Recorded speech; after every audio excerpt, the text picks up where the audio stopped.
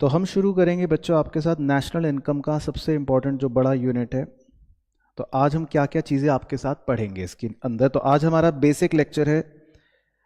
तो इसमें सबसे पहले मैं आपके साथ डिस्कस करूंगा गुड्स को लेकर। दूसरा मैं आपके साथ डिस्कस करूंगा इसके अंदर फैक्टर इनकम्स को लेकर। तीसरा मैं आपके साथ इसके अंदर डिस्कस करूंगा स्टॉक और फ्लो को लेकर। इसके अलावा चौथी चीज़ मैं आपके साथ डिस्कस करूंगा, बहुत ही बढ़िया टॉपिक है ये, सर्कुलर फ्लो को लेकर।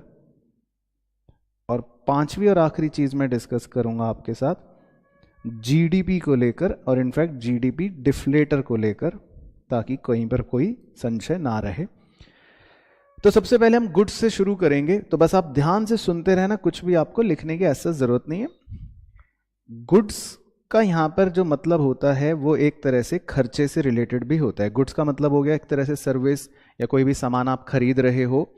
तो टेक्निकली यहाँ पर गुड्स का थोड़ा सा वाइडर मतलब होता है, यानी कि इसको हम एक्सपेंडिचर भी कह सकते हैं, कि खर्चा भी कह सकते हैं। तो सुनने में थोड़ा अटपटा लगेगा कि गुड्स कह रहे हैं और एक तरफ हम एक्सपेंडिचर कह रहे हैं, बट इकोनॉमिक्स में खासकर इस चैप्टर के अंदर गुड्स को हम थोड़ा सा वाइडर एस्पेक्ट में देखते हैं, यानी कि इसको हम एक्सपेंडिचर भी कह देते हैं। तो जब भी आपको गुड्स या एक्सपेंडिचर की कैटेगराइजेशन के बारे में सोचना हो, तो आप सबसे पहले ये सोचो कि कोई भी एक्सपेंडिचर या कोई भी गुड्स जो होता है वो खर्चा किसने किया। सबसे पहला प्रश्न आपको अपने दिमाग में क्या लेना है, किसने किया। अब किसने का मतलब होता है कि इकोनॉमी के अंदर दो ही लोग हो सकते हैं, एक होता है प्रोड्यूसर और एक होता है कंज्यूमर। सबसे पहला क्वेश्चन आपके मन में यही आना चाहिए कि खर्चा किसने किया, या गुड्स जो हम पढ़ेंगे आगे या गुड्स के बारे में जो जानेंगे वो किसने करे। तो या तो प्रोड्यूसर ने करे या कंज्यूमर ने करे। अब जैसे ही अगर मान लो आपको लगता है कि ये गुड्स कंज्यूमर ने खरीदा है फॉर एग्जांपल, और कंज्यूमर कौन होता है, जो अल्टीमेटली कंज्यूम करता है, जिसका मोटिव उसको रीसेल करने का तो होता नहीं है, उसको हम कंज्यूमर कहते हैं। तो कंज्यूमर तो अगर एक सुई खरीदे या हवाई जहाज खरीदे, मतलब कि इन नटशेल क्या मतलब हो गया, कुछ भी खरीदे, उसको हम सीधा सीधा कंज्यूमर गुड कह देते हैं। उसको हम सीधा सीधा क्या कह देते हैं, कंज्यूमर गुड। वो कुछ भी खरीदे तो वो क्या हो गया, कंज्यूमर गुड हो गया। हाँ, उसकी सब कैटेगरी अपने समझने के लिए हम ऐसा बोल देते हैं कि भाई अगर कुछ उसने ऐसी चीज खरीदी जो बहुत ही लंबी अवधि तक चलेगी, जल्दी से खराब नहीं होगी, तो उसको हम कह देते हैं ड्यूरेबल गुड। और अगर उसने मान लो दूध, दही, ब्रेड, अंडा ऐसा कुछ खरीदा कि एक दो दिन के अंदर ही वो खराब हो जाएगा या कंज्यूम हो जाएगा, तो उसको हम क्या बोल देते हैं, नॉन ड्यूरेबल गुड। बाकी दूसरी परिभाषाओं में ड्यूरेबल गुड को ही क्या बोल दिया जाता है, नॉन पेरिशेबल गुड्स, और perishable goods, non perishable goods, और नॉन ड्यूरेबल गुड्स को बोल दिया जाता है पेरिशेबल गुड्स, यानी कि जो जल्दी से खराब या खत्म हो जाएंगे। तो ये उनकी दूसरी परिभाषा हो जाती हैं। तो सबसे पहले अगर आपके मन में सवाल आया कि गुड्स किसने खरीदा, तो गुड्स अगर कंज्यूमर ने खरीदा तो सीधा सीधा सुई से लेके हवाई जहाज तक वो कुछ भी खर्चा करे वो सीधा क्या हो गया, कंज्यूमर गुड हो गया। और अगर लंबी अवधि तक चलेगा तो ड्यूरेबल, छोटी अवधि तक चलेगा तो नॉन ड्यूरेबल। ड्यूरेबल को हम नॉन पेरिशेबल भी कह सकते हैं और नॉन ड्यूरेबल को हम पेरिशेबल भी कह सकते हैं। अब अगर गुड या खर्चा करा प्रोड्यूसर ने, आपके मन में आए कि ये तो मुकेश अंबानी साहब ने कुछ खरीदा है, या ये किसी प्रोड्यूसर ने, किसी फर्म ने कुछ खरीदा है, तो उस केस में वो गुड्स दो प्रकार के हो सकते हैं। वो दो प्रकार क्या क्या हैं, एक को बोलते हैं कैपिटल गुड्स और एक को बोलते हैं कौन से गुड्स, इंटरमीडिएट गुड्स। क्योंकि प्रोड्यूसर जो है उसका काम थोड़ा बड़ा होता है, तो इसीलिए उसमें दो तरह की कैटेगराइजेशन कर दी जाती है। एक को बोल देते हैं कैपिटल गुड्स, एक को बोल देते हैं इंटरमीडिएट गुड्स। कैपिटल गुड्स कौन से होते हैं, मतलब उनके कुछ फीचर्स हैं जो आप अपने मन में सोच के चल सकते हो। कैपिटल गुड्स जो होते हैं वो आमतौर पे होते हैं जो लंबी अवधि तक चलते हैं, जिनका नेचर अकाउंटिंग के परस्पेक्टिव से, जो बच्चे अकाउंट्स पढ़ते हैं वो सोच सकते हैं अपने मन के अंदर, फिक्स्ड एसेट्स के नेचर के होते हैं, तो उनको हम कैपिटल गुड्स कह देते हैं। जैसे मशीन हो गया, इक्विपमेंट्स हो गए। और ये सबसे इंपॉर्टेंट चीज है, ये अपने आप को कभी भी ट्रांसफॉर्म नहीं करते, ये कभी अपने आप को नहीं बदलेंगे। मशीन जैसी आप खरीदोगे वो वैसी की वैसी ही रहेगी, या आपने इक्विपमेंट जो खरीदा वो आपका वैसा का वैसा रहेगा। और इनका आपका रीसेल का पर्पस भी कभी भी नहीं होता। कर दो वो अलग बात है, बट आपका पर्पस इनको बेचने का नहीं होता, क्योंकि आप बिजनेस में मशीन खरीदते हो, मुकेश अंबानी साहब इक्विपमेंट खरीदते हैं, तो वो इसको लंबे समय तक अपने पास चलाएंगे। तो ये कुछ फीचर्स होते हैं। अब इसका मतलब ये नहीं है कि सारे फीचर ही होने चाहिए, नहीं, ये इंडिकेटर्स हैं। कोई भी इनमें एक दो इंडिकेटर मिलेगा तो हम समझ जाते हैं कि ये कैपिटल गुड है। इसी तरह इंटरमीडिएट गुड, उसके क्या इंडिकेटर्स होते हैं? उसके इंडिकेटर ये होते हैं कि ये सबसे बड़ा इंडिकेटर होता है कि ये अपने आप को ही ट्रांसफॉर्म कर लेते हैं, यानी कि ये अपना रूप रंग बदल लेंगे। जैसे फॉर एग्जांपल रॉ मटेरियल खरीदा मुकेश अंबानी साहब ने, तो वो तो मशीन के अंदर जाएगा और अपना आकार बदल लेगा। या किसी होटल वाले ने दूध खरीदा, तो वो उस दूध को अपना कढ़ाई में डालेगा, उसकी अपना वो खीर वीर बना देगा, तो दूध ने अपना आकार बदल लिया। तो इंटरमीडिएट गुड्स जो होते हैं वो अपने आप को ट्रांसफॉर्म कर लेते हैं। या कई बार सबसे बड़ी इनकी पहचान होती है कि इनको खरीदा ही रीसेल पर्पस के लिए जाता है। जैसे अगर किसी मोबाइल डीलर ने मोबाइल फोन खरीद लिए, तो आप कह दोगे कि ये तो रीसेल करेगा, तो ये इंटरमीडिएट गुड है। या किसी फर्नीचर के डीलर ने फर्नीचर खरीद लिया, तो इसका मतलब वो तो रीसेल करेगा, तो वो इंटरमीडिएट गुड हो गया। किसी बिल्डर ने बिल्डिंग खरीद ली, तो वो भी इंटरमीडिएट गुड हो गया, क्योंकि वो तो बिल्डिंग को क्या करेगा, रीसेल करेगा। तो रीसेल करना यहां पर कीवर्ड हो गया, जिससे हम पहचान जाते हैं कि ये एक इंटरमीडिएट गुड है। इसके अलावा अकाउंट्स जो बच्चे पढ़ते हैं उनके लिए, जिन्हें आप छोटे मोटे खर्चे या रेवेन्यू नेचर का कहते हो ना, कि जिन्हें हम P&L अकाउंट के अंदर डेबिट करते हैं, यानी कि normal expenses, all those normal expenses are intermediate goods. तो अकाउंटिंग के नजरिए से भी आप इसके कुछ फीचर्स सोच सकते हो, और नहीं तो नॉर्मल ट्रांसफॉर्म होना या रीसेल होने के हिसाब से भी इसके फीचर्स का देख सकते हो। तो ये होते हैं इंटरमीडिएट गुड्स। तो अगर मैं मोटी कैटेगराइजेशन कर दूं गुड्स की, तो 3 तरह के गुड्स हो गए, नंबर बना लेते हैं। नंबर 1 कौन सा हो गया, कैपिटल गुड। नंबर 2 कौन सा हो गया, इंटरमीडिएट गुड। और नंबर 3 कौन सा हो गया, कंज्यूमर गुड। अब इसमें एक और मजेदार कॉम्प्लेक्सिटी चल रही होती है, वो ये कि एक टर्मिनोलॉजी है जिसे बोला जाता है फाइनल गुड, जिसे बोला जाता है फाइनल गुड। तो फाइनल गुड जो होते हैं वो एक तरह से 1 और 3 दोनों को फाइनल माना जाता है। यानी कि अगर मैं कैपिटल गुड और कंज्यूमर गुड इन दोनों को एक कैटेगरी में डाल दूं, यानी 1 और 3 को अगर मैं कंबाइन कर दूं, तो 1 और 3 को बोला जाता है कौन से गुड्स, फाइनल गुड्स। तो कुल मिलाकर ये आपके गुड्स की कैटेगराइजेशन हो गई।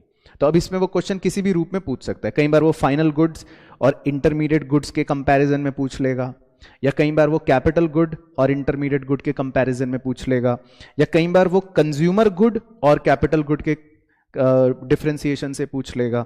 तो आप सबसे पहला प्रश्न अपने दिमाग में हमेशा क्या लगाओगे, किसने खरीदा। सबसे पहला प्रश्न ये आना चाहिए ताकि कंफ्यूजन दूर हो जाए। तो जैसे ही आपने सबसे पहला प्रश्न ये पूछ लिया अपने आप से कि किसने खरीदा, तो आधा कंफ्यूजन दूर। तो कंज्यूमर ने खरीदा, तो सीधा सीधा आंसर क्या हो गया, फाइनल गुड या कंज्यूमर गुड। और अगर प्रोड्यूसर ने खरीदा, तो आपको थोड़ा सा सोचना पड़ेगा कि वो लंबी अवधि के लिए है, कहीं वो रीसेल तो नहीं कर देगा, ये सब क्वेश्चन पूछने हैं, कहीं वो ट्रांसफॉर्म तो नहीं हो जाएगा। फिर उस हिसाब से आप उसको देखोगे कि वो कैपिटल गुड है कि इंटरमीडिएट गुड है। Clear, perfect. फिर था हमारा दूसरा टॉपिक फैक्टर इनकम का। अब फैक्टर इनकम क्या होती है, इसके लिए हम समझते हैं सबसे पहले factors of production. Factors of production का मतलब बहुत ही सिंपल भाषा में अगर मैं कहूं एक शब्द के अंदर, तो एक शब्द में तो इसका मतलब होता है इनपुट्स, यानी कि ऐसी चीजें जो आपको प्रोडक्शन के लिए चाहिए, है ना भाई। आपको अगर प्रोडक्शन करना है, आपको डब्बे बनाने हैं, फॉर एग्जांपल आउटपुट बनाना है, तो आउटपुट बनाने के लिए आपको कुछ चीजों की तो आवश्यकता होगी ही होगी। ऐसा तो है नहीं कि डब्बे अपने आप बन जाएंगे। तो जिन चीजों की हमको रिक्वायरमेंट होती है उनको हम कहते हैं फैक्टर्स ऑफ प्रोडक्शन या फैक्टर इनपुट्स। तो अब वैसे तो इनपुट्स को अगर मैं समझाने के लिए बताऊं, उसमें से कुछ आपका कोर्स का नहीं है इसलिए वो कट जाएगा। इनपुट्स भी 2 प्रकार के होते हैं, एक होते हैं नॉन फैक्टर इनपुट्स और दूसरे होते हैं फैक्टर इनपुट्स, जो आपका ये टॉपिक है। तो नॉन फैक्टर इनपुट्स तो होते हैं वो जिसमें सिर्फ एक ही एग्जाम्पल फिट होता है, जिसको कहते हैं एक तरह से रॉ मटेरियल। क्योंकि भाई अगर आपको आउटपुट चाहिए, आपको डब्बे बनाने हैं, तो आपको सबसे पहले क्या चीज खरीदनी पड़ेगी, रॉ मटेरियल, खाद्य पदार्थ। कुछ तो चाहिए ना आपको इनपुट में, भाई क्या डाल के बनाओगे। लेकिन जो फैक्टर इनपुट्स होते हैं, फैक्टर इनपुट्स का मतलब होता है कि खाली रॉ मटेरियल से क्या होगा, रॉ मटेरियल तो मैं सड़क पे लाके रख दूं तो ऐसे थोड़ी ना डब्बे अपने आप बन जाएंगे। उसके बाद जो हमें मुद्दे की 4 चीजें चाहिए होती हैं उन्हें हम फैक्टर इनपुट्स बोलते हैं। एक तो जमीन चाहिए अपने को, एक मजदूर चाहिए अपने को, इसके अलावा मशीनें वशीनें पूंजी चाहिए अपने को, और एक ऐसा आदमी चाहिए जो इन सबको मैनेज कर सके, यानी एंटरप्रेन्योर चाहिए। तो इन चारों को हम फैक्टर इनपुट्स कह देते हैं। अब जो व्यक्ति हमें लैंड देता है, कहता है मेरी जमीन यूज कर लो, तो वो व्यक्ति हमसे बदले में क्या मांगेगा? रेंट मांगेगा। दूसरा व्यक्ति कहता है कि आप मेरी मजदूरी ले लो, मैं दिमाग लगाऊं चाहे चाहे मैं मेहनताना करूं। और लेबर का मतलब होता है मेंटल एक्सर्शन भी और फिजिकल एक्सर्शन भी, क्योंकि फैक्ट्री के अंदर मजदूर भी होते हैं जो तसले ढो रहे हैं, और फैक्ट्री के अंदर मैनेजर भी होता है जो थोड़ा मैनेज कर रहा है, सोच रहा है, समझ रहा है, बुद्धि लगा रहा है। तो लेबर किसी भी फॉर्म में हो, वो आपसे बदले में क्या लेगी? वेजेस लेगी। फिर जो व्यक्ति हमें पूंजी देता है, यानी कि वो कहता है मेरे से पैसा ले लो, 10 लाख 20 लाख जो लेना है ले लो, वो हमसे बदले में क्या लेगा? इंटरेस्ट लेगा। और जिस व्यक्ति ने कहा कि मैं अपनी एंटरप्रेन्योरशिप सर्विस दूंगा, तो आजकल तो आप शार्क टैंक देख ही रहे होंगे, तो वो क्या लेता है? प्रॉफिट लेता है ना। उसको तो प्रॉफिट से मतलब है कि भाई मेरे मुनाफा होना चाहिए। तो इन चारों लाल वाले बादलों को हम क्या बोलते हैं? Factor income. तो इन चारों बादल के अंदर वाले आइटमों को हम बोलते हैं फैक्टर इनकम। तो आपके कोर्स के लिए, और बहुत इजी हो गया, पूरे ब्रह्मांड में सिर्फ कितनी फैक्टर इनकम है? 4, बस दैट्स इट। आपका कोर्स खत्म, मतलब आपकी बात खत्म।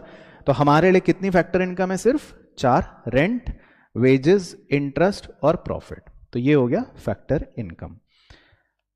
फिर इसी से एक सब टॉपिक निकल जाता है, वो होता है ट्रांसफर इनकम। तो वैसे तो एक लाइन में अगर मैं बोलना चाहूं कि ट्रांसफर इनकम क्या, तो एक लाइन का आंसर तो हो गया which is not factor income. Which is not factor income, तो वो ट्रांसफर इनकम है। परंतु इसको मीनिंगफुल समझें तो ट्रांसफर इनकम्स जो होती हैं वो एक प्रकार से होती हैं यूनिलैटरल, यानी कि वन वे होती हैं ये। अब जैसे आपने जो ऊपर फैक्टर इनकम देखा वो टू वे थी। टू वे क्यों थी? कि जो आदमी हमको लैंड दे रहा है वो बदले में रेंट ले रहा है, जो आदमी हमको लेबर दे रहा है वो बदले में हमसे वेजेस ले रहा है, यानी कि एक हाथ दो और दूसरे हाथ लो। लेकिन ट्रांसफर इनकम जो होती है वो यूनिलैटरल्स होती हैं, यानी कि वो वन वे ही होती हैं।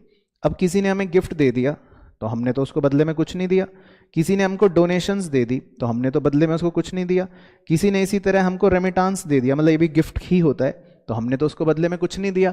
तो इन चीजों को हम ट्रांसफर इनकम बोल सकते हैं, एटसेट्रा एटसेट्रा, बहुत सारे उदाहरण हो सकते हैं। तो आप सिंपल कैसे याद रखना, जो फैक्टर इनकम ना हो वो ट्रांसफर इनकम। तो ये हो गया टॉपिक नंबर 2। उसके बाद था हमारा तीसरा टॉपिक स्टॉक और फ्लो। ये क्या होता है? तो स्टॉक और फ्लो को समझाने के लिए हम एनसीईआरटी का ही एक उदाहरण ले लेते हैं और बहुत ही इजीली आप उससे समझ जाओगे। स्टॉक और फ्लो जो होते हैं ये बेसिकली कॉन्सेप्ट्स का नाम होता है, ये कोई इनका टर्मिनोलॉजी का अपना कोई मीनिंग नहीं है। यहां पर स्टॉक और फ्लो का मतलब बस ये होता है कॉन्सेप्चुअली कि स्टॉक कॉन्सेप्ट जो होता है वो हमेशा एक पर्टिकुलर पॉइंट ऑफ टाइम पर किसी भी चीज को मेजर कर देता है। जैसे इसका बेस्ट एग्जांपल आप समझने के लिए ले सकते हो कि आपने अपने मोबाइल फोन में एक फोटो क्लिक करी, ठीक है, तो फोटो जो होती है वो क्या करती है, उस पर्टिकुलर मोमेंट को कैप्चर कर लेती है। अब ना उससे 1 सेकंड आगे का बताएगी वो, ना उससे 1 सेकंड बाद का बताएगी वो, ठीक है। लेकिन जो फ्लो कॉन्सेप्ट्स होते हैं वो हमेशा ड्यूरिंग ए पर्टिकुलर पीरियड को मेजर करते हैं। यानी कि आपने अपने फोन के अंदर एक वीडियो बना ली, तो जब आप कोई वीडियो कैप्चर करते हो तो वो 15 सेकंड की होगी, तो उसमें बिगिनिंग का टाइम पीरियड भी होगा, उसमें एंड का टाइम पीरियड भी होगा वीडियो में। लेकिन पिक्चर में कभी ऐसा नहीं होता कि बिगिनिंग भी है और एंड भी है। पिक्चर हमेशा क्या होती है, एट द मोमेंट को कैप्चर करती है। तो इसके कीवर्ड्स हो जाते हैं, स्टॉक का कीवर्ड होता है कॉन्सेप्ट का कि ये एट द पर्टिकुलर टाइम किसी भी चीज को मेजर करता है, और फ्लो का कीवर्ड हो जाता है ड्यूरिंग अ पीरियड, यानी कि ये किसी भी पर्टिकुलर चीज को बिगिनिंग और एंड के हिसाब से मेजर करता है। तो इसमें हमेशा बिगिनिंग भी होगी और एंड भी होगा, शुरुआत और अंत होगा, तो वो फ्लो होता है। लेकिन स्टॉक के अंदर कोई शुरुआत या अंत नहीं होता, वो सिर्फ एक पर्टिकुलर पॉइंट ऑफ टाइम को मेजर करता है। तो एनसीईआरटी के अंदर जो एग्जांपल है वो भी कुछ इसी तरह कि भाई मान लेते हैं एक नलके में से पानी आ रहा है, तो हमने 10 बजे नल का खोला और उसमें से पानी आना शुरू हो गया और 11 बजे हमने नल का बंद कर दिया। तो 1 घंटा हमने नल चला के रखा, तो हमारी बाल्टी धीरे धीरे भरनी शुरू हो गई, भरनी शुरू हो गई, भरनी शुरू हो गई, बाल्टी भर गई या आधी भर गई, जितनी भी भर गई। तो इसमें फ्लो कॉन्सेप्ट जो है वो तो है ये, जो पानी हमने 10 बजे ऑन करा और 11 बजे बंद करा, लेकिन बाल्टी में कितना पानी भर चुका है जब हम इसको मेजर करते हैं तो ये होता है स्टॉक कॉन्सेप्ट, क्योंकि ये हम किसी भी एक पर्टिकुलर पॉइंट ऑफ टाइम पर मेजर करते हैं। इसमें हम ये नहीं देखते कब शुरू हुआ कब खत्म हुआ। तो ये है उदाहरण फ्लो और स्टॉक का। तो अब इसी कॉन्सेप्ट को हम अपने इकोनॉमिक्स में लगा देते हैं। तो इकोनॉमिक्स के अंदर भी बहुत सारी चीजें स्टॉक कॉन्सेप्ट्स होती हैं। जैसे कुछ उदाहरण दो। मनी सप्लाई, ये आपने पढ़ रखा है कि हम देश की जनता की मनी कितनी है उनके पास, ये मेजर करते हैं एक पर्टिकुलर पॉइंट ऑफ टाइम पर। और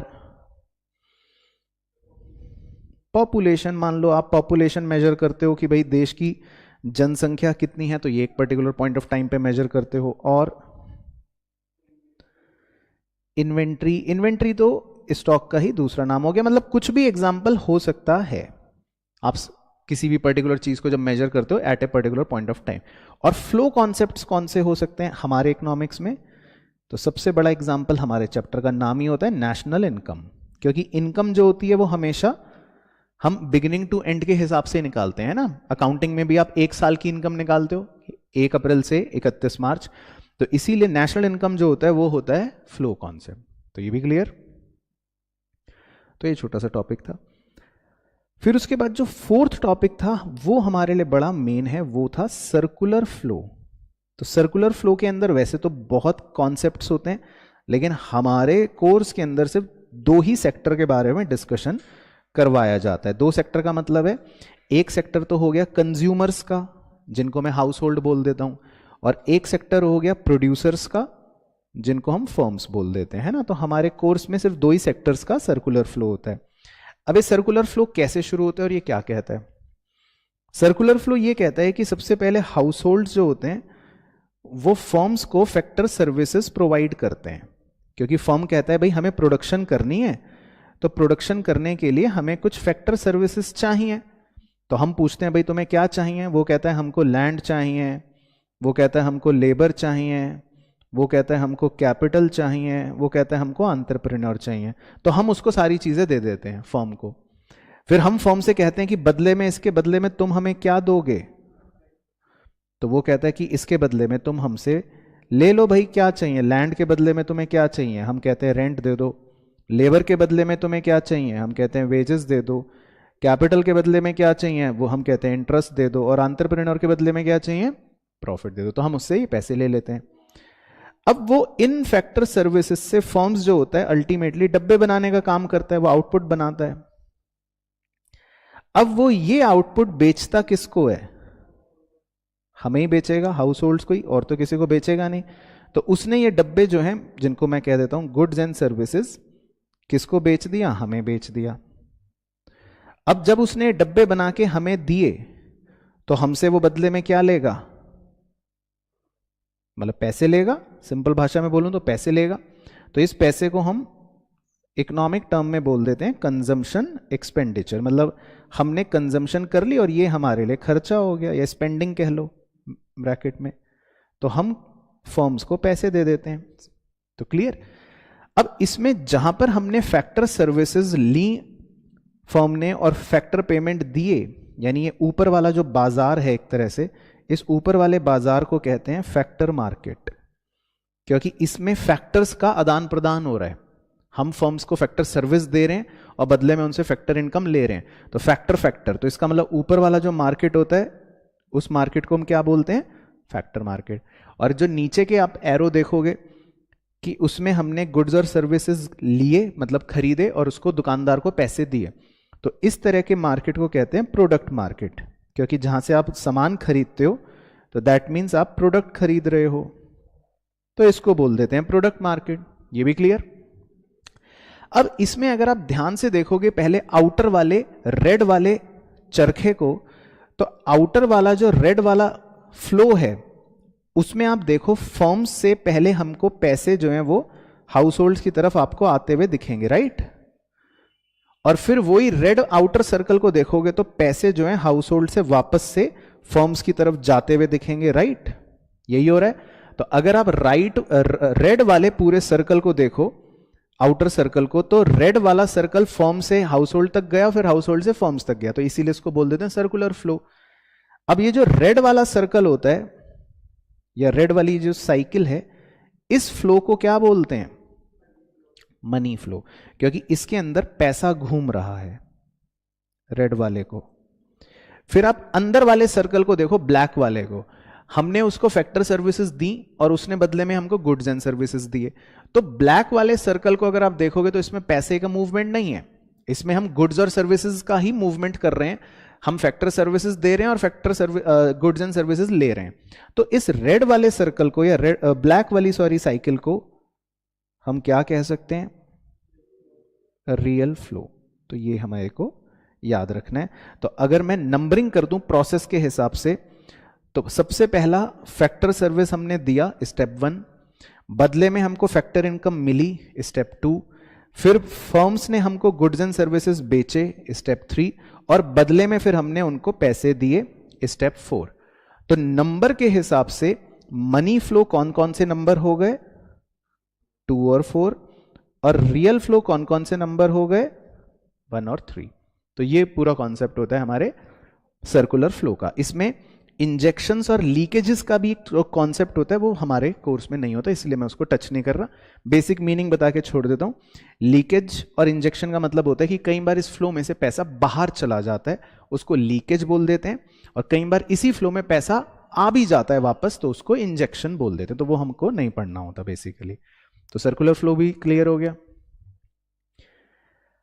और फिर था हमारा 5वां टॉपिक, जीडीपी डिफ्लेटर को लेकर, ताकि कई बार इस पर भी बाय चांस सेफ्टी मार्जिन के लिए कर रहे हैं, क्वेश्चन हमसे पूछ ले तो हम उसको बता सकें। तो जीडीपी डिफ्लेटर क्या है?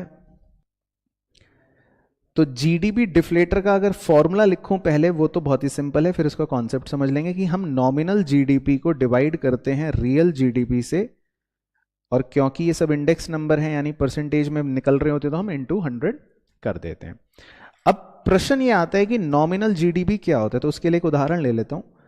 जैसे हम मानते हैं कि हमारे पास अलग अलग वर्षों के कुछ आपको डेटा दे रखे हैं। फॉर एग्जाम्पल मैंने 5 साल ले लिए। अब इन अलग अलग वर्षों का कुछ प्राइस होगा। मान लेते हैं कि 2001 में प्राइस है 10 रुपए, 2002 में है 20 रुपए, 2003 में है 30 रुपए, 2004 में है 40 रुपए, 2005 में है 50 रुपए। और इन अलग अलग ईयर्स में हमारे देश में कुछ आउटपुट बना होगा, यानी कुछ क्वांटिटी बनी होगी। मान लेते हैं 100 यूनिट्स, फिर 200 यूनिट्स, फिर 300 यूनिट्स, फिर 400 यूनिट्स, फिर 500 यूनिट्स। तो अब जीडीपी जो होता है, खाली अगर मैं जीडीपी टर्म की बात करूं, तो जीडीपी टर्म का मतलब होता है एक तरह से बहुत ही सिंपल भाषा में कि जितने भी टोटल गुड्स और सर्विसेज हमारी इकोनॉमी में बने, उनकी मार्केट वैल्यू। तो फॉर्मूला बन गया प्राइस इनटू क्वांटिटी। अब इसमें 2 प्रकार क्यों इन्होंने बना दिए, या ये 2 प्रकार क्या होते हैं? एक का नाम रख दिया नॉमिनल जीडीपी और एक का नाम रख दिया रियल जीडीपी। ये क्या होता है? रियल जीडीपी का मतलब होता है कि हम किसी एक वर्ष को बेस ईयर मानते हैं। मान लेते हैं 2001 जो है वो हमारे लिए क्या है? Base year. तो रियल जीडीपी ये कहता है, पहले मैं रियल की बात कर देता हूं, कि रियल जीडीपी कहता है कि आप क्वांटिटी चाहे जो मर्जी ले लो, क्वांटिटी किसी भी साल की ले लो, कुछ भी, लेकिन प्राइस हमेशा कौन सा लोगे? बेस ईयर का। तो रियल जीडीपी ये परिभाषा कहता है कि क्वांटिटी जिस भी साल की ले लो, पर प्राइस आपको बेस ईयर का लेना है। तो अगर मुझे पहले रियल जीडीपी कैलकुलेट करना हो फॉर एग्जांपल, तो आपको प्राइस हमेशा क्या लेना पड़ेगा? 10। क्वांटिटी आप हर साल की चेंज करते रहो, उससे फर्क नहीं पड़ेगा। तो आपका पहला रियल जीडीपी आ जाएगा 1000, दूसरा रियल जीडीपी आ जाएगा 2000, तीसरा रियल जीडीपी आ जाएगा 3000, चौथा रियल जीडीपी आ जाएगा 4000 और 5वां रियल जीडीपी आ जाएगा 5000। ये तो हो गया रियल जीडीपी। और इसके विपरीत नॉमिनल जीडीपी क्या कहता है? नॉमिनल जीडीपी ये कहता है कि भाई जिस साल का आप क्वांटिटी लोगे, उसी साल का प्राइस भी लोगे, यानी सिंपल भाषा में दोनों ही चीजें करंट ईयर की लेनी है। नॉमिनल जीडीपी ये कहता है कि दोनों चीजें किस साल की लेनी है, करंट ईयर की। तो 2001 का नॉमिनल जीडीपी अगर मैं निकालूंगा तो वो आएगा 1000। 2002 का अगर निकालूंगा तो वो आएगा 4000। 2003 का अगर निकालूंगा तो कितना आएगा, 9000। 2004 का अगर निकालूंगा तो आएगा 16000 और 2005 का अगर निकालूंगा तो आएगा 25000। क्लियर हो गया पॉइंट? तो इससे हमने क्या सीखा कि बेस ईयर में रियल और नॉमिनल जीडीपी हमेशा इक्वल होंगे, ऑलवेज। तो बेस ईयर में रियल और नॉमिनल जीडीपी हमेशा बराबर होते हैं। उसके बाद उनके आंसर्स वेरी भी कर सकते हैं, बराबर भी हो सकते हैं, कुछ भी हो सकता है, पर बेस ईयर में नॉमिनल और रियल जीडीपी हमेशा क्या होंगे, बराबर होंगे। तो दोनों का कॉन्सेप्ट क्लियर हो गया, real GDP and nominal GDP. तो अगर मैं अब फाइनली ये पूछ लूं कि जीडीपी डिफ्लेटर भी निकाल के दिखाओ, तो अब आपका क्या फॉर्मूला बन जाएगा अगर निकालना पड़ जाए तो, नॉमिनल अपॉन रियल इंटू 100। तो पहले वाले का क्या आंसर आएगा, 1000 अपॉन 1000 इंटू 100। तो इससे आपने क्या सीखा कि बेस ईयर में जीडीपी डिफ्लेटर हमेशा 100 होता है। बेस ईयर में जीडीपी डिफ्लेटर हमेशा क्या आएगा, 100 आएगा। फिर उसके बाद अगर आपको अगले का आंसर निकालना हो तो 4000 अपॉन 2000 इंटू 100, तो कितना हो गया, 200। अगले में आंसर निकालना हो तो 9000 अपॉन 3000 इंटू 100, 300। अगले में आंसर निकालना हो तो 16000 अपॉन 4000 इंटू 100, और आखिरी में आंसर निकालना हो तो 25000 अपॉन 5000 इंटू 100, 500। तो ये आ गए जीडीपी डिफ्लेटर्स। तो छोटा सा न्यूमेरिकल अगर पूछे तो हम जीडीपी डिफ्लेटर भी कर लेंगे। तो क्लियर हो गई पूरी अच्छे से कहानी, परफेक्ट। तो ये तो थे बेसिक हमारे 5 कॉन्सेप्ट्स।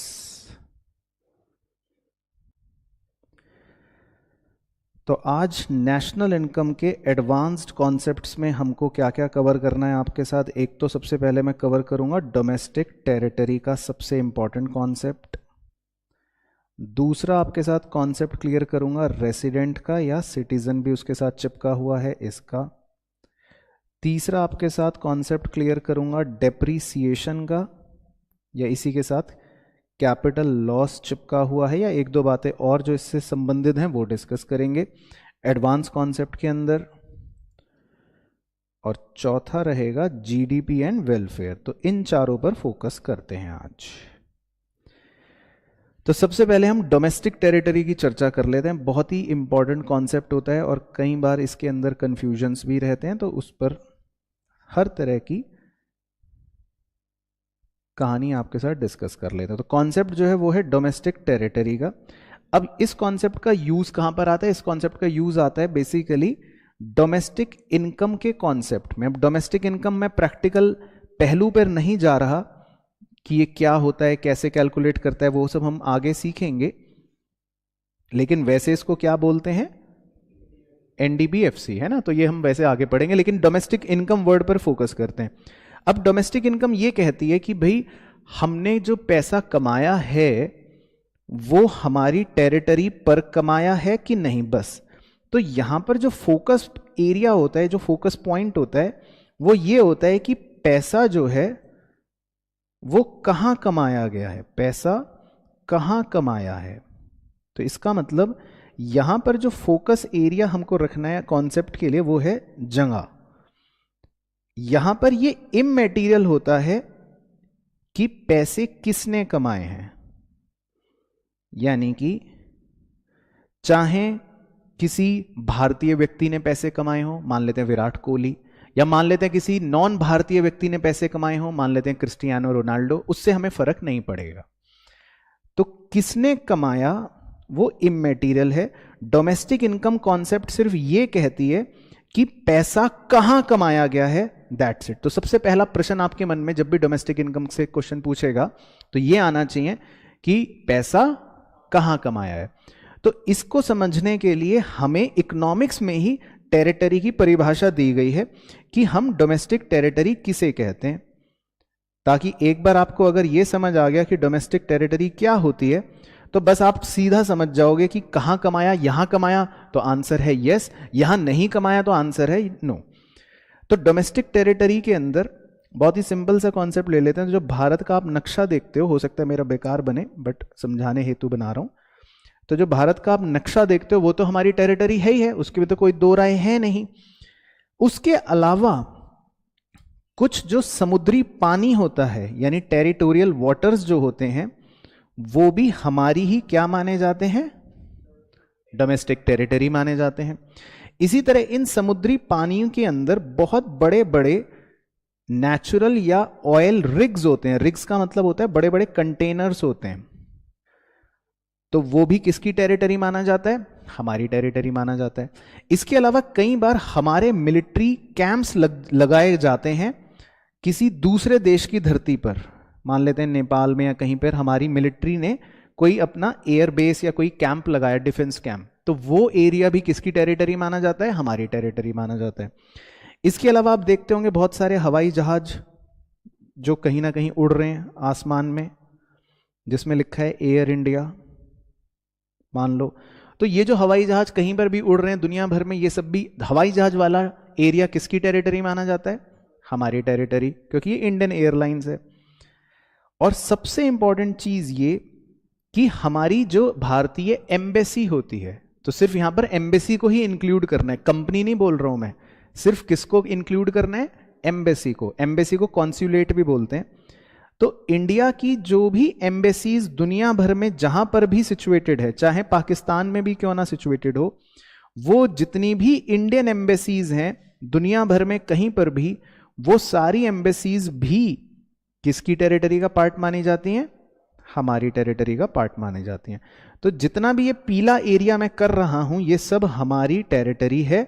नक्शा तो है ही है, उसके लिए तो क्या पीला करना, वो तो है ही है। उसके अलावा ये जितने भी पीले एरिया मैंने कर रखे हैं ये सब जो है हमारी टेरिटरी माने जाते हैं। अब इनमें कहीं पर भी किसी ने अगर पैसा कमाया है तो वो हमारी डोमेस्टिक इनकम है। किसने कमाया, वो इमैटेरियल है। तो चाहे किसी ने रिग्स के ऊपर खड़े होकर पैसे कमाए, किसी ने यहाँ समुद्री पानी में तैरते तैरते पैसे कमाए, किसी ने यहाँ एयरप्लेन के अंदर पैसे कमाए, किसी ने यहाँ इंडियन एम्बेसी के ऊपर खड़े होकर पैसे कमाए, ये सब कुछ हमारी डोमेस्टिक इनकम है। क्योंकि यहां पर पॉइंट ये है कि पैसे कहां कमाए, किसने कमाए, वो इमैटेरियल है। अब इसमें एक बहुत बड़ा एक्सेप्शन है, उसको हम नीला रंग करेंगे। वो ये कि भारत के अंदर बहुत सारी फॉरेन एम्बेसीज भी होंगी, यानी कनाडा की एम्बेसी, पाकिस्तान की एम्बेसी, यूएसए की एम्बेसी, जापान की एम्बेसी, बहुत सारी क्या होंगी, फॉरेन एम्बेसीज होंगी। तो जितना भी फॉरेन एम्बेसी वाला एरिया होता है भारत के अंदर, उन्हें फिर हम अपनी टेरिटरी नहीं मानते। तो मान लो किसी आदमी ने इस नीली झोंपड़ी के अंदर पैसा कमाया, तो ये क्या होगा, हमारी इनकम डोमेस्टिक वाली तो नहीं मानी जाएगी, क्योंकि यहां पर ये हमारी डोमेस्टिक टेरिटरी ही नहीं होती। तो इस इनकम को हम अपनी इनकम नहीं मानते। तो ये कॉन्सेप्ट होता है डोमेस्टिक टेरिटरी का, और इसी से संबंधित कॉन्सेप्ट बन जाता है डोमेस्टिक इनकम का। तो अगर कोई भी फैक्टर इनकम, अब मैं सिंपल क्रक्स लिख देता हूं कि जितनी भी फैक्टर इनकम पीले एरिया में है, जितनी भी फैक्टर इनकम येलो में है, उसे हम क्या बोलेंगे, domestic income. As simple as that. तो जितना इस बात को मेरी ध्यान रखोगे उतना इजी हो जाएगा सॉल्व करना। अब आते हैं जी, अगला कॉन्सेप्ट था हमारा आज का रेसिडेंट। अब रेसिडेंट वर्ड जो है ये अपने आप में इंपॉर्टेंट है। रेसिडेंट का वैसे एक्चुअल टेक्स्ट के अंदर, मतलब कानून के अंदर मीनिंग अलग होता है, लेकिन हम इकोनॉमिक्स में उस मीनिंग पर नहीं जाते, हम इकोनॉमिक्स में अपना ही एक मीनिंग बना लेते हैं। तो रेसिडेंट हम इकोनॉमिक्स के हिसाब से बोलते हैं किसी भी एक ऐसे व्यक्ति को जिसका इकोनॉमिक इंटरेस्ट इंडिया के अंदर लाई करेगा। अब इकोनॉमिक इंटरेस्ट क्या होता है कि मतलब एक तरह से समझ लो, जिसका मतलब दिल कह लो, दिल जो है वो इंडिया में है, वो यहीं पे खर्च करेगा, वो यहाँ पे टैक्स पे करेगा, या ये कह सकते हैं कि उसको ज्यादा झुकाव, ज्यादा लगाव इकोनॉमिकली अपने भारत देश में है, उसको हम रेसिडेंट कह देते हैं। बाकी एक और कंडीशन लगा देते हैं जो वैसे इररिलेवेंट होती है कि भाई वो 1 साल से ज्यादा भारत में रह भी रहा हो। लेकिन आप फोकस करना सिर्फ इस कीवर्ड पर, इकोनॉमिक इंटरेस्ट पर। तो रेसिडेंडम किसको बोलते हैं? जिसका इकोनॉमिक इंटरेस्ट इंडिया के अंदर लाई करता है, तो मतलब जिसका दिल जो है वो भारत में बसता है, ठीक है ना। अब यहां से एक कॉन्सेप्ट निकलता है कि भाई सिटीजन किसे कहते हैं, है ना, उस पर भी चर्चा हो जाती है एक छोटी सी। तो सिटीजन वर्ड जो होता है ये एक लीगल वर्ड है, या ये एक लीगल कॉन्सेप्ट होता है। सिटीजन कहलाने के लिए तो आपको सिंपल सी बात है कि किसी भी कंट्री के जो रूल्स हैं उन्हें फॉलो करना है, तो आप वहां कर सिटीजन बन जाओगे। और वो किसी भी कंट्री के रूल्स कुछ भी हो सकते हैं, ये ध्यान रखना। जैसे कई बार हम सोच लेते हैं, अज्यूम कर लेते हैं कि अगर हम किसी कंट्री में पैदा हुए हैं तो हम वहां के सिटीजन हो गए। ऐसा बहुत सी कंट्री रूल बनाती है, लेकिन सब बनाती है जरूरी नहीं है। तो हर कंट्री के अपने रूल होते हैं, अगर आप उन रूल्स को फॉलो कर लेते हो तो आप वहां के सिटीजन बन जाते हो। तो अब ये बताओ, क्या ये इस बात की गारंटी है कि आप अगर किसी पर्टिकुलर कंट्री के सिटीजन बन गए तो वहां के आप रेसिडेंट भी होंगे? ऐसा जरूरी नहीं होता, क्योंकि आपका दिल जो है, क्या पता दिल भारत में बसता हो। तो इसका सबसे प्राइम एग्जांपल है अक्षय कुमार। तो अक्षय कुमार के पास जो सिटीजनशिप है एज पर हिज पासपोर्ट, वो है कनाडा की, क्योंकि उसने वहां के लीगल रूल्स को फॉलो कर रखा है। तो उसके पास सिटीजनशिप कहां की है? कनाडा की। परंतु अक्षय कुमार रहता कहां है, उसके टैक्स कहां भरता है, वो उसका इकोनॉमिक इंटरेस्ट कहां पर है? भारत में है। तो वो रेसिडेंट कहां का कहलाया जाता है? हमेशा भारत का कहलाया जाता है। तो किसी भी एक कंट्री के आप सिटीजन अगर हो भी, तो इसका मतलब ये नहीं है कि आप वहां के रेसिडेंट भी होंगे। रेसिडेंट तो आप वहीं के होते हो जहां पे आपका दिल बसता है, जहां पर आपका इकोनॉमिक इंटरेस्ट होता है। तो सिटीजनशिप इसीलिए जो होती है वो डुअल भी हो सकती है। ये इसमें सबसे बढ़िया और मजेदार यूनिक पॉइंट होता है। आप जितने देशों के अगर मान लो लीगल रूल्स को फॉलो कर लो तो आप वहां के सिटीजन बनते रहोगे। तो आप हो सकता है इंडिया के भी सिटीजन रहो, और हो सकता है आप यूएस के भी बन जाओ, या जो भी है, मैं बोल रहा हूं जहां के भी आप लीगल रूल्स फॉलो करोगे तो आप वहां के सिटीजन बन सकते हो। लेकिन रेसिडेंटशिप जो होती है वो कभी भी डुअल नहीं हो सकती। बताओ रीजन? दो जगह तो दिल लगा के नहीं बैठोगे, दिल तो एक ही जगह लगेगा। तो इकोनॉमिक इंटरेस्ट जो है वो तो एक ही जगह लाई करता है बाय डिफॉल्ट, ऐसा हम इकोनॉमिक्स के अंदर मानते हैं। तो ये छोटा सा डिफरेंस हो जाता है रेसिडेंट का और सिटीजन का। लेकिन अब मैं आता हूं मुद्दे पर कि हमारा फोकस एरिया जो होता है वो रेसिडेंट पर होता है। क्यों होता है? क्योंकि जब हम नेशनल इनकम की बात करते हैं, किसकी बात करते हैं? नेशनल इनकम की, तो उस कॉन्सेप्ट के अंदर हम इस्तेमाल करते हैं कि पैसे किसने कमाए। यानी कि वहां पर हमारा एरिया होता है पैसों को देखने का कि पैसा किसने कमाया। वो इमैटीरियल है कि जहां मर्जी कमाया। तो मान लो ये हमारा भारत देश है, ये तो हम जानते ही हैं, और ये है व्यक्ति, इसका नाम है राजू, ये अभी कनाडा में रहता है, और राजू ने मान लो 10 लाख रुपए वहां पर कमाए। कहां कमाए? कनाडा में। तो मेरा प्रश्न ये है कि क्या इस राजू के पैसे को आप नेशनल इनकम कहोगे? तो आंसर है बिग यस। बशर्ते, मतलब मैं क्या मान रहा हूं कि राजू का इकोनॉमिक इंटरेस्ट इंडिया में लाई करता है, और राजू जो है वो कहां का रेसिडेंट है? इंडिया का। तो और बेटर कर देते हैं, राजू के नाम को चेंज करके अक्षय कुमार ही कर लेते हैं, आपको और बेहतर तरीके से समझ आ जाएगा। तो अक्षय कुमार ने मान लेते हैं कनाडा में 10 लाख रुपए कमाए मूवी का प्रमोशन पे या कुछ भी डांस शो करके, तो वो पैसे क्या हमारी नेशनल इनकम है? बिल्कुल है, क्योंकि नेशनल इनकम के कॉन्सेप्ट में हम सिर्फ क्या देखते हैं? पैसा किसने कमाया, कहां कमाया, वो इमैटीरियल है। चाहे चांद पे कमाया, चाहे जुपिटर पे कमाया, हम क्या देखते हैं? पैसा किसने कमाया। ठीक है। और यही अक्षय कुमार के 10 लाख रुपए जो उसने कनाडा में कमाए, क्या डोमेस्टिक इनकम है? No sir, very good. क्योंकि डोमेस्टिक इनकम में हम देखते हैं पैसा कहां कमाया है, तो ये पैसा तो कनाडा की टेरिटरी पर कमाया है, तो इसीलिए ये हमारी डोमेस्टिक इनकम नहीं माना जाता। तो सबसे बड़ा फर्क आपको यही ध्यान रखना है नेशनल और डोमेस्टिक इनकम में। नेशनल इनकम में हम देखते हैं पैसा किसने कमाया, और डोमेस्टिक इनकम में हम देखते हैं पैसा कहां कमाया। तो ये इनमें फर्क होता है।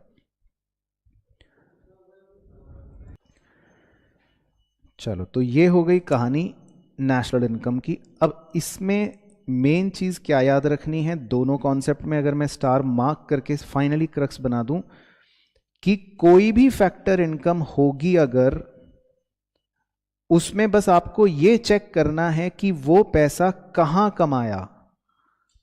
तो ये कहां कब चेक करते हो? जब आप डोमेस्टिक इनकम का कॉन्सेप्ट यूज करते हो। और पैसा किसने कमाया ये कहां चेक करते हो? जब आप नेशनल इनकम का कॉन्सेप्ट यूज करते हो। तो ये हमारे प्रश्नों में कई बार पूछ लेते, तो उसके लिए हमको इस बात का बस ध्यान रखना है।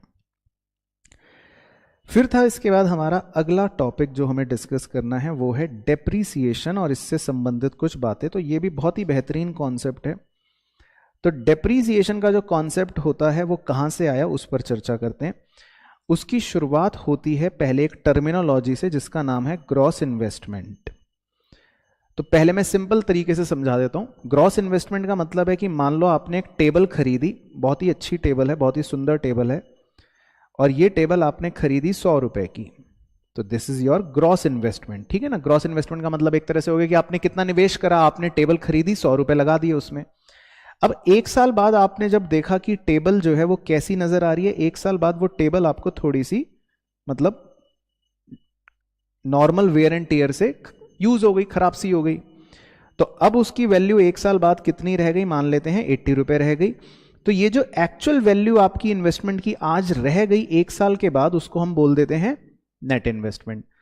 तो अब बताओ कि ये जो इन दोनों का डिफरेंस है 20 रुपए, उसे क्या बोलते हैं? डेप्रीसिएशन। तो डेप्रीसिएशन का बताओ फॉर्मूला क्या बन गया? सबसे simple, gross investment minus net investment. तो ये डेप्रीसिएशन की शुरुआत यहां से हो गई। अब ग्रॉस इन्वेस्टमेंट भी क्या होता है, इस पर थोड़ी सी चर्चा करनी जरूरी होती है, बाकी इसकी डिटेल वैसे आगे आती है। ग्रॉस इन्वेस्टमेंट माना यह जाता है कि भाई कोई भी प्रोड्यूसर अगर निवेश करता है तो वो दो तरह से निवेश कर सकता है।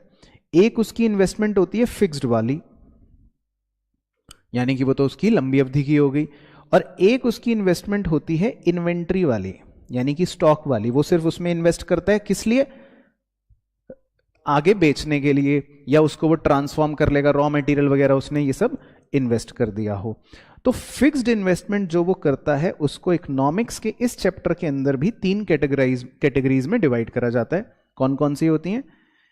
एक होती है रेसिडेंशियल कंस्ट्रक्शन इन्वेस्टमेंट, मतलब कि जो आप बड़ी बड़ी बिल्डिंगें देखते हो ना, जो घर हैं आपके जहां पर रहते हो, वो सारी इन्वेस्टमेंट को फिक्स्ड इन्वेस्टमेंट माना जाता है।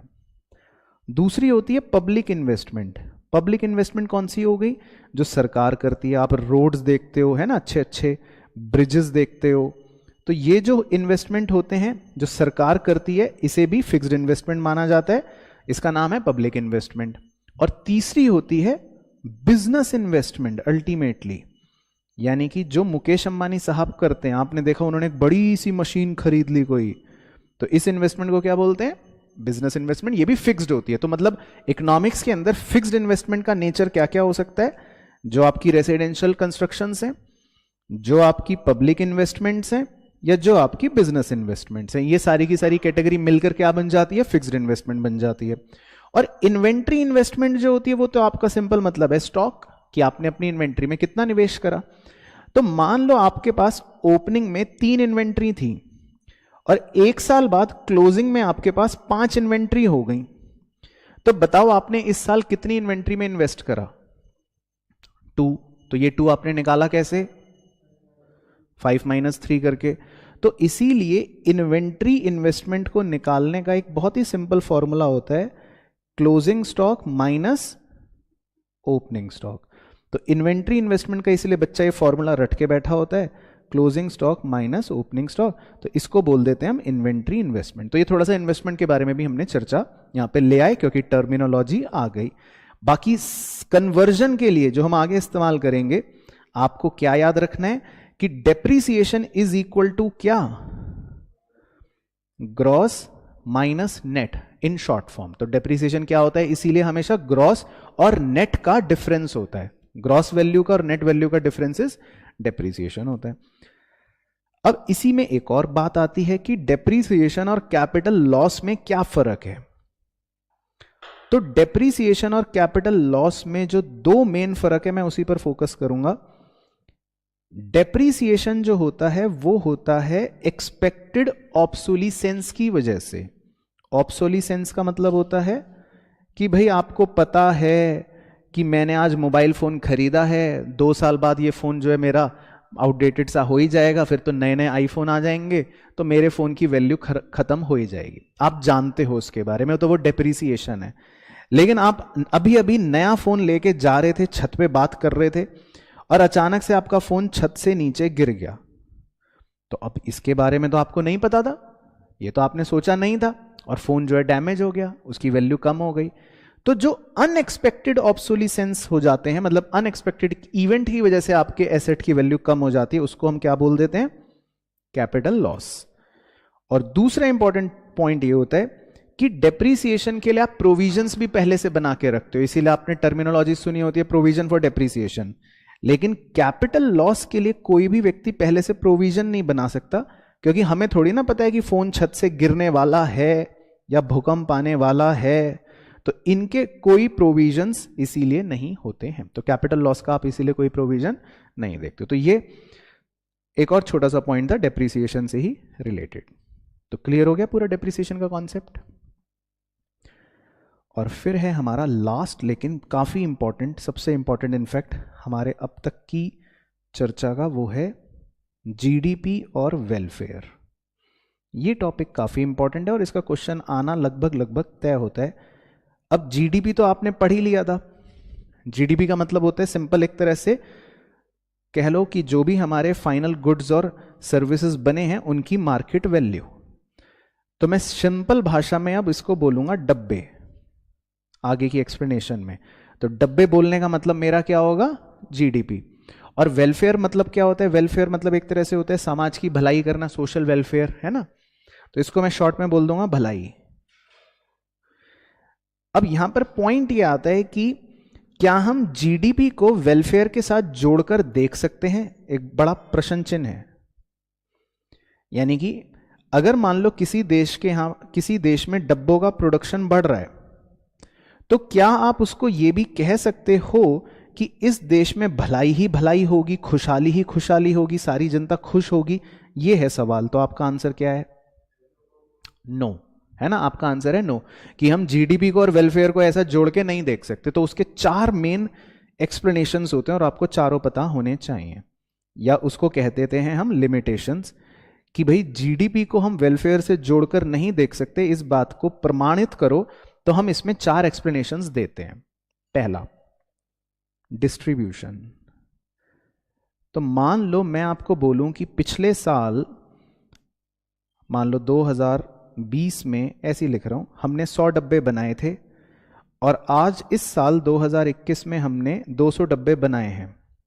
तो आप कहोगे कि हमारा जीडीपी बढ़ गया, तो आप कहोगे कि इसका मतलब देश में भलाई भी हो रही है, वेलफेयर भी हो रहा है, ऐसा कह सकते हैं हम। परंतु अब मैं इसका डिस्ट्रीब्यूशन अगर आपको दिखाऊं कि जो पिछले साल मैंने 100 डब्बे बनाए थे, उनमें से रिच लोगों के लिए मैंने बनाए थे 30 और पुअर लोगों के लिए मैंने बनाए थे 70। ये पिछले साल का डिस्ट्रीब्यूशन है। और जो इस साल मैंने 200 डब्बे बनाए हैं, उसमें रिच के लिए मैंने बनाए हैं 199 और पुअर के लिए मैंने बनाया है सिर्फ 1 डब्बा। तो अब इस डिस्ट्रीब्यूशन को देखकर बताओ कि क्या जनता की भलाई होगी? नहीं होगी। तो मेरा डिस्ट्रीब्यूशन गड़बड़ है। तो इसका मतलब हम ये नहीं कह सकते कि जीडीपी के बढ़ जाने से वेलफेयर भी हो रहा होगा। तो इस केस में जीडीपी तो बढ़ रहा है देश का, लेकिन वेलफेयर नहीं हो रहा। तो यह है पहला लिमिटेशन, जीडीपी और वेलफेयर को जोड़ के देखने का। दूसरा लिमिटेशन का पॉइंट होता है कॉम्पोजिशन। यानी कि सेम कहानी को अगर मैं रिपीट कर दूं कि 2020 में हमने बनाए 100 डब्बे, लेकिन 2021 में हमने बनाए 200 डब्बे, तो शक्ल से तो लगेगा कि जीडीपी बढ़ गया, बड़ी अच्छी बात है। परंतु मैं इनका कॉम्पोजिशन बताता हूं आपको। जो पिछले साल 100 डब्बे बनाए थे, उसके अंदर हमने कंज्यूमर के लिए, आम जनता के लिए, मान लो कंज्यूमर गुड जो बनाए थे, टी शर्ट, वो बनाए थे 80, और लड़ाई झगड़े वाले, मान लो बंदूक, हमने बनाई थी 20। लेकिन इस बार जो हमने 200 डब्बे या 200 आउटपुट बनाए हैं, उसके अंदर टी शर्ट्स जो बनाई हैं, यानी कंज्यूमर के लिए जो गुड बनाया है, वो सिर्फ बनाया है 1। और हमने सोचा कि अब हम लड़ाई झगड़े पर ज्यादा फोकस करेंगे, और हमने बनाए हैं खूब सारे गन्स। तो क्या वेलफेयर हो रहा है? नहीं हो रहा। तो इसका मतलब इस बार हमारा कॉम्पोजिशन जो है वो बेकार है। तो खाली जीडीपी का बढ़ जाना ये नहीं कह सकता कि हमारा वेलफेयर भी हो रहा होगा। राइट? क्लियर? तीसरा लिमिटेशन, ये पुराने ज़माने में चलता था। इस आदमी के पास एप्पल है, मतलब एप्पल फ़ोन की बात नहीं कर रहा हूँ, खाने वाला एप्पल है, और इस आदमी के पास ऑरेंज है। अब दूसरे आदमी को एप्पल खाने का मन है, पहले आदमी को ऑरेंज खाने का मन है, तो अचानक से रास्ते में दोनों मिल गए। तो इसने पहले ने कहा कि तुम्हें एप्पल चाहिए क्या? तो उसने कहा हाँ हाँ मेरा तो मन है। और दूसरे ने कहा तुम्हें ऑरेंज चाहिए क्या? इसने कहा हाँ हाँ मुझे भी मन है। तो दोनों ने अपना एप्पल और ऑरेंज एक्सचेंज कर लिया। तो दोनों जने खुश, ये भी खुशी खुशी घर गया और ये भी खुशी खुशी घर गया। तो इसका मतलब मैं कह सकता हूं कि हमारे समाज के अंदर खुशहाल वातावरण है, वेलफेयर है। लेकिन क्या ये चीज या क्या ये ट्रांजैक्शन जीडीपी की रिकॉर्डिंग में आ जाएगी? नो, क्योंकि ये कैसा एक्सचेंज हो गया? नॉन मॉनेटरी एक्सचेंज हो गया, जिसको कहते हैं बार्टर एक्सचेंज हो गया। तो बार्टर वाली ट्रांजैक्शनें क्या हैं? वो वेलफेयर तो कर देती हैं, लेकिन वो हमारे जीडीपी में रिफ्लेक्ट ही नहीं होंगी। तो आप वेलफेयर को और जीडीपी को जोड़ कर देख ही नहीं सकते। तो कई बार ये भी पॉइंट्स बन जाते हैं। और इसके अलावा भी एक लिमिटेशन होती है, वो है एक्सटर्नलिटी नाम से, जिसके अंदर हम कहते हैं कि दो तरह की एक्सटर्नलिटीज हो सकती हैं। एक होती है पॉजिटिव वाले, कि भाई बच्चों ने पार्क में एक पेड़ लगाया, ठीक है, हरियाली हो गई, देखो बढ़िया सी। तो जब पार्कों में पेड़ लगेंगे, हरियाली रहेगी, तो इससे लोगों की क्या होगी? भलाई, लोग खुश रहेंगे। लेकिन पेड़ लगाना क्या जीडीपी में रिफ्लेक्ट करेगा? नहीं, क्योंकि ये कोई मनी तो है नहीं। तो ये तो हो गया पॉजिटिव एक्सटर्नलिटी। इसी तरह नेगेटिव एक्सटर्नलिटी क्या हो सकती है? कि भाई इंडस्ट्री है, उसने डब्बे बनाए और पॉल्यूशन फैलाया। तो डब्बे उसने बनाए, वो जीडीपी में तो आ गए डब्बे, लेकिन ये जो पॉल्यूशन है, इससे देश की भलाई हुई क्या? नहीं, तो जनता तो दुखी है। तो इसका मतलब वेलफेयर तो नहीं हुआ। तो प्रोडक्शन से डब्बे तो बढ़ गए, लेकिन जो वेलफेयर की कमी हुई पॉल्यूशन की वजह से, वो तो कहीं रिफ्लेक्ट नहीं हो रही। तो इसीलिए इन चारों रीजंस की वजह से हम ये कह देते हैं कि जीडीपी और वेलफेयर को जोड़कर देखना गलत है, उनको हमको जोड़कर नहीं देखना चाहिए। तो क्लियर हो गया पॉइंट? परफेक्ट। तो एक तो हम सबसे पहले सीखेंगे कन्वर्जन, और दूसरा मैं आपको डिस्कस करके दिखाऊंगा कि जो हमारे नेशनल इनकम को कैलकुलेट करने के 3 मेथड्स हैं, उनका सारा कॉन्सेप्ट। तो पहले कन्वर्जन से बात करते हैं शुरू। कन्वर्जन जो होता है वो बेसिकली एक टूल है जिससे हम किसी भी एक नेशनल इनकम एग्रीगेट से किसी दूसरे नेशनल इनकम एग्रीगेट तक पहुंच सकते हैं, निकाल सकते हैं, फाइंड आउट कर सकते हैं।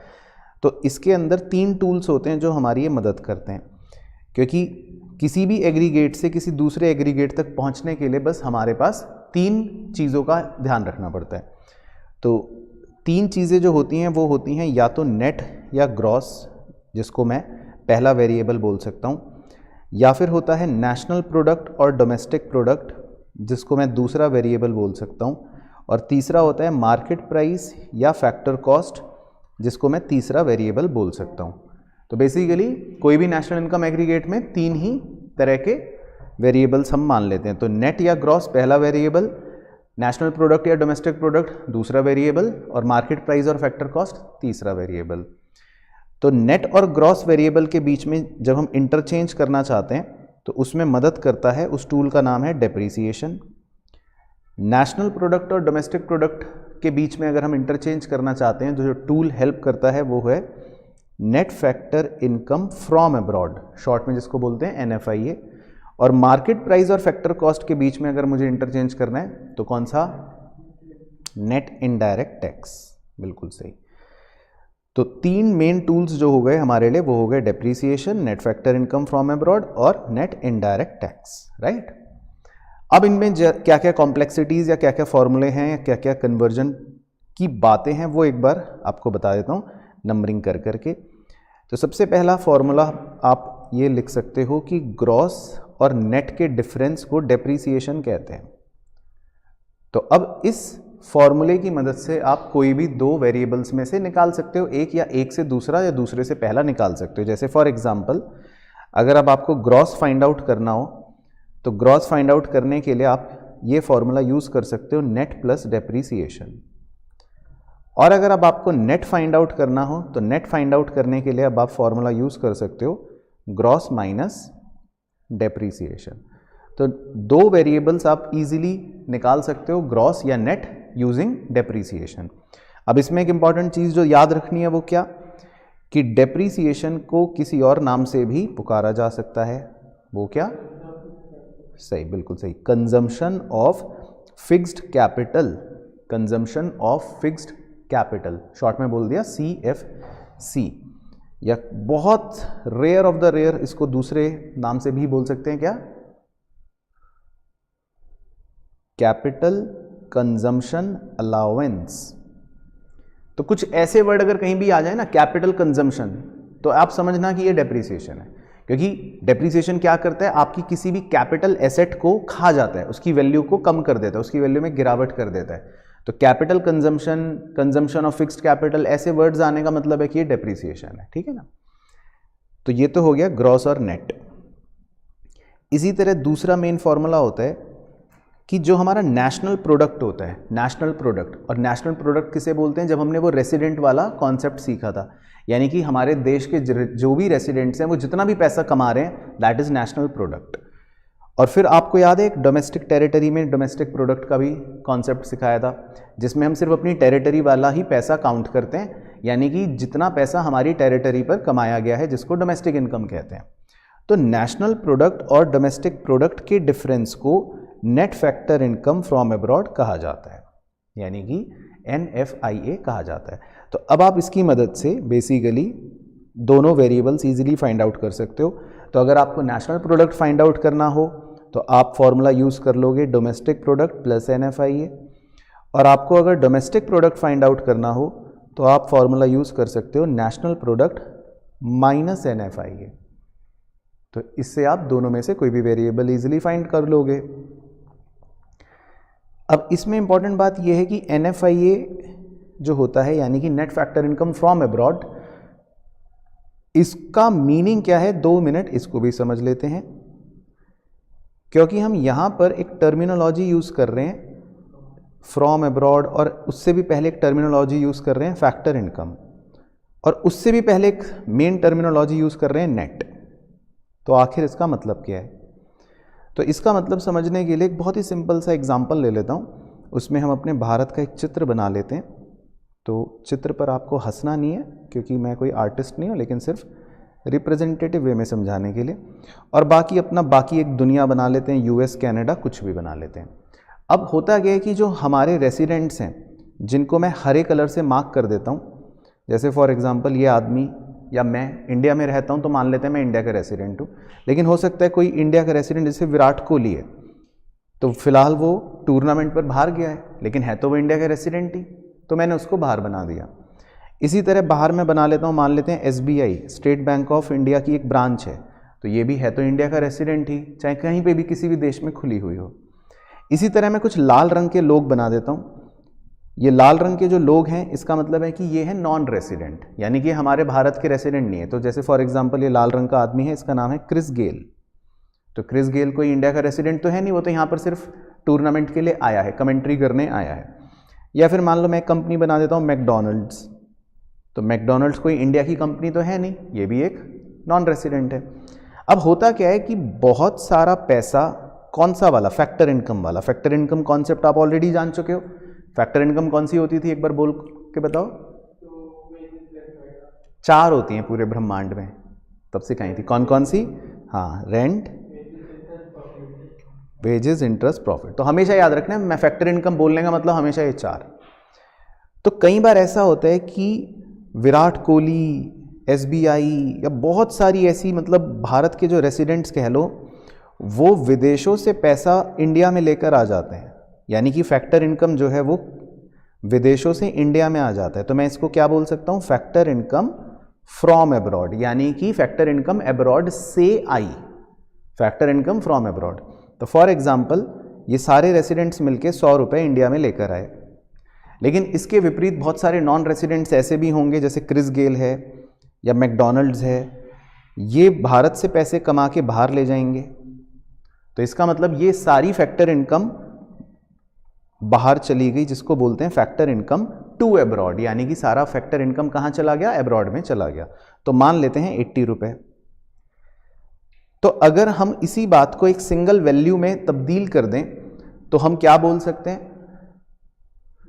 Net factor income from abroad 20 रुपए, तो हम इसको ऐसा बोलते हैं। तो इससे हमने ये इंटरप्रिटेशन निकाल लिया, जो आप लिख भी सकते हो, कि net factor income from abroad का मतलब हो गया फीफा यानी factor income from abroad minus FITA यानी फैक्टर इनकम टू अब्रॉड। तो बेसिकली NFIA या net factor income from abroad हमारे एग्जाम्पल में माना जाएगा है 20, क्योंकि इसीलिए इसको नेट बोलते हैं, net factor income from abroad. तो 100 रुपये हमारे पास विदेशों से आए, 80 रुपये हमने विदेशों को दिए, तो नेट नेट कितना आया? 20। तो इसीलिए इसका नाम पड़ गया net factor income from abroad. अब इसी में अगर मैं फिगर चेंज कर देता हूँ, फैक्टर इनकम फ्रॉम अब्रॉड 100 रुपये थी, लेकिन फैक्टर इनकम टू अब्रॉड मान लो 120 रुपये होती, तो इसका मतलब कि हमारी factor income from abroad net figure होती -20 उस केस में। यानी कि मैं नेट नेट 20 रुपये दे रहा हूँ, विदेशों को 20 रुपये में दे रहा हूँ। तो इसको हम जब NFIA नेगेटिव आना शुरू हो जाता है, जैसे हमारा इस एग्जाम्पल में आ रहा है -20, तो हम इसको दूसरी भाषा में तब्दील कर देते हैं। हम इसको ये बोल देते हैं कि it is basically net factor income to abroad 20, यानी कि इस बार हमारा पैसा आ नहीं रहा बल्कि विदेशों की तरफ जा रहा है 20 रुपये। तो फ्रॉम की जगह टू वर्ड आ गया, तो मीनिंग वही रहा, समझने वाला समझ जाता है। तो net factor income to abroad का मतलब है 20 का, कि इस बार 20 रुपये नेट हमारे पास आ नहीं रहे, उल्टा 20 रुपये हमारे नेट बाहर जा रहे हैं। तो ये हो गया NFIA। फिर तीसरा और आखिरी जो होता है कन्वर्जन, वो होता है मार्केट प्राइस और फैक्टर कॉस्ट को लेके। मार्केट प्राइस जो होता है वो बेसिकली होता है कि जो प्रोडक्ट है वो बाजार में कितने का बिक रहा है, और फैक्टर कॉस्ट होता है कि उस डब्बे को या उस आउटपुट को बनाने की हमारी कॉस्ट क्या है, उसको फैक्टर कॉस्ट बोलते हैं। तो जैसे फॉर एग्जांपल ये पेन है, ये पेन मैंने बनाया होगा, तो इसको बनाने की मेरी लागत लगी होगी, कॉस्ट लगी होगी, उसको फैक्टर कॉस्ट बोलते हैं। फॉर एग्जांपल 100 रुपये, लेकिन मैं इसको बाजार में कितने का बेचूंगा, मान लेते हैं 150 का, उसको बोल देते हैं मार्केट प्राइस। तो मार्केट प्राइस और फैक्टर कॉस्ट का जो डिफरेंस होता है उसे हम कहते हैं नेट इनडायरेक्ट टैक्सेस। तो इससे अब आप मार्केट प्राइस या फैक्टर कॉस्ट इजीली निकाल सकते हो। तो अगर आपको मार्केट प्राइस निकालना हो तो आपका फॉर्मूला बन गया factor cost plus net indirect taxes, और अगर आपको फैक्टर कॉस्ट निकालना हो तो आपका फॉर्मूला बन गया market price minus net indirect taxes. अब इसमें नेट इनडायरेक्ट टैक्सेस वर्ड जो यूज हो रहा है उसका अपना क्या मतलब है, उस पर भी एक बार फोकस कर लेते हैं। यहाँ पर नेट इनडायरेक्ट टैक्स में नेट लगाने का मतलब ये है कि बहुत से हम इनडायरेक्ट टैक्सेस सरकार को पे करते हैं, जैसे एक्साइज ड्यूटी, कि आपने गुड्स बनाया तो सरकार उस पर पैसा लेगी, टैक्स लेगी। तो टैक्स जो होते हैं वो हमेशा मार्केट प्राइस को बढ़ा देते हैं, आपकी लागत को बढ़ा देते हैं। तो मार्केट प्राइस को बढ़ाने के लिए इनडायरेक्ट टैक्सेस जो हैं वो अपना योगदान दे रहे हैं। लेकिन कई बार सरकार हमें सब्सिडी भी दे देती है, यानी कि वापस रिलैक्सेशन दे देती है। तो सब्सिडीज हमारे दाम को कम कर देगा, लागत को। तो हम अपने इनडायरेक्ट टैक्सेस के अंदर से अगर कोई सब्सिडी मिली है हमें, तो वो माइनस कर देते हैं जब, तो इस फिगर को फिर नेट नेट कह देते हैं, नेट इनडायरेक्ट टैक्स। तो नेट इनडायरेक्ट टैक्स भी आपको पता होना चाहिए, is indirect tax minus subsidy. तो बेसिकली ये कन्वर्जन है। तो कन्वर्जन के टूल्स की मदद से हम किसी भी एग्रीगेट से किसी भी एग्रीगेट तक पहुंच सकते हैं। तो डेमो के लिए मैं एक करके बस दिखा देता हूं, बाकी इसका कोई अंत नहीं है, कितने भी हो सकते हैं। तो जस्ट फॉर डेमो पर्पस, जैसे मान लो मैंने कोई नेशनल इनकम एग्रीगेट लिखा GNPFC फॉर एग्जाम्पल, तो इसका इंटरप्रिटेशन ये होता है कि जो पहला अल्फ़ाबेट है G, तो इसको हम बोल देंगे ग्रॉस। जो दूसरे दो अल्फ़ाबेट्स हैं NP, तो इसको क्या बोल देंगे, क्या बोला था, नेशनल प्रोडक्ट, है ना। और जो तीसरा वेरिएबल नीचे चिपका हुआ होता है FC, उसको क्या बोलते हैं, फैक्टर कॉस्ट। तो बेसिकली पहला अल्फ़ाबेट हमेशा ग्रॉस या नेट होगा, दूसरे अल्फ़ाबेट्स दो हमेशा नेशनल प्रोडक्ट या डोमेस्टिक प्रोडक्ट होंगे, और तीसरा जो चिपकी हुई चीज़ है वो नीचे फैक्टर कॉस्ट या मार्केट प्राइस होगी। तो ऐसे ही मान लेते हैं कोई और नेशनल इनकम एग्रीगेट लिख लेता हूँ, NDP-MP। तो इसमें पहला अल्फ़ाबेट N, तो N का मतलब हो गया नेट। दूसरे दो अल्फ़ाबेट्स DP के मतलब हो गया डोमेस्टिक प्रोडक्ट, समझ आया। और तीसरे नीचे चिपके हुए हैं एमपी, तो एमपी का मतलब हो गया मार्केट प्राइस। तो अगर मुझे जीएनपीएफसी को इक्वेट करना हो, बराबर करना हो, तो जीएनपीएफसी में मैं एक एक वेरिएबल बराबर करता चलूँगा। पहला वेरिएबल है ग्रॉस। ग्रॉस का फॉर्मूला होता है gross is equal to net plus depreciation. तो ग्रॉस का फॉर्मूला है नेट प्लस डेप्रीसिएशन, तो मैं आगे लगा दूंगा डेप्रीसिएशन। इसी तरह दूसरा वेरिएबल है नेशनल प्रोडक्ट। तो नेशनल प्रोडक्ट का फॉर्मूला था, आप चेक कर सकते हो अपने फॉर्मूले की लिस्ट में, national product is equal to domestic product plus NFIA। और तीसरा और जो आखिरी वेरिएबल है फैक्टर कॉस्ट, उसका फॉर्मूला था factor cost is equal to market price minus net indirect tax. तो बेसिकली अगर मुझे कन्वर्ट करना हो, एक फॉर्मूला डिराइव करना हो, तो ये मेरा एक फॉर्मूला सा बन गया कि GNPFC is equals to NDPMP plus depreciation plus NFIA minus NIT। तो दिस वे आप किसी भी दो एग्रीगेट्स के बीच में फॉर्मूला अपने आप लगा सकते हो। तो इसके बहुत सारे एग्जांपल्स वैसे हमने कर रखे हैं और भी आप सवालों में कर सकते हो। अब इसके बाद जो कहानी शुरू होती है वो हमारी मेन कहानी होती है कि आखिर हम कैसे नेशनल इनकम कैलकुलेट करेंगे। तो नेशनल इनकम कहा जाता है एक तरह से नेशनल प्रोडक्ट को, और वो भी फैक्टर कॉस्ट पर निकाला गया, मार्केट प्राइस पर नहीं, फैक्टर कॉस्ट पर निकाला गया। तो इसीलिए नेशनल इनकम को हम किस एग्रीगेट से संबोधित करते हैं? NNPFC। ठीक है, तो इसमें अगर मैं NNPFC को अभी कन्वर्जन वाले फंडे से दोबारा बताऊं, तो पहले वाले N का मतलब तो क्या हो गया? नेट। इसका मतलब हम डेप्रीसिएशन को हटाकर फिर वैल्यू देखना चाहते हैं, यानी कि ग्रॉस में से डेप्रीसिएशन माइनस करके नेट आता है। तो इसका मतलब हम जो वैल्यू यहाँ पर देखना चाहते हैं वो डेप्रीसिएशन को हटाकर देखना चाहते हैं। दूसरे दो अल्फाबेट्स क्या हैं? National product. तो नेशनल प्रोडक्ट का मतलब है कि यहाँ पर हमारा जो back of the concept follow हो रहा है फंडा, वो हो रहा है रेसिडेंट वाला। यानी कि हम यहाँ पर नेशनल इनकम में कभी भी टेरिटरी नहीं देखते। तो मान लो विराट कोहली ने USA में पैसे कमाए, तो वो क्या हमारी इनकम में काउंट होएगा? नेशनल इनकम में होएगा, क्योंकि यहाँ पर हमारा फोकस किस पर होता है? रेसिडेंट पे। तो जब हम नेशनल इनकम की बात करते हैं हमेशा, तो it is a resident based concept.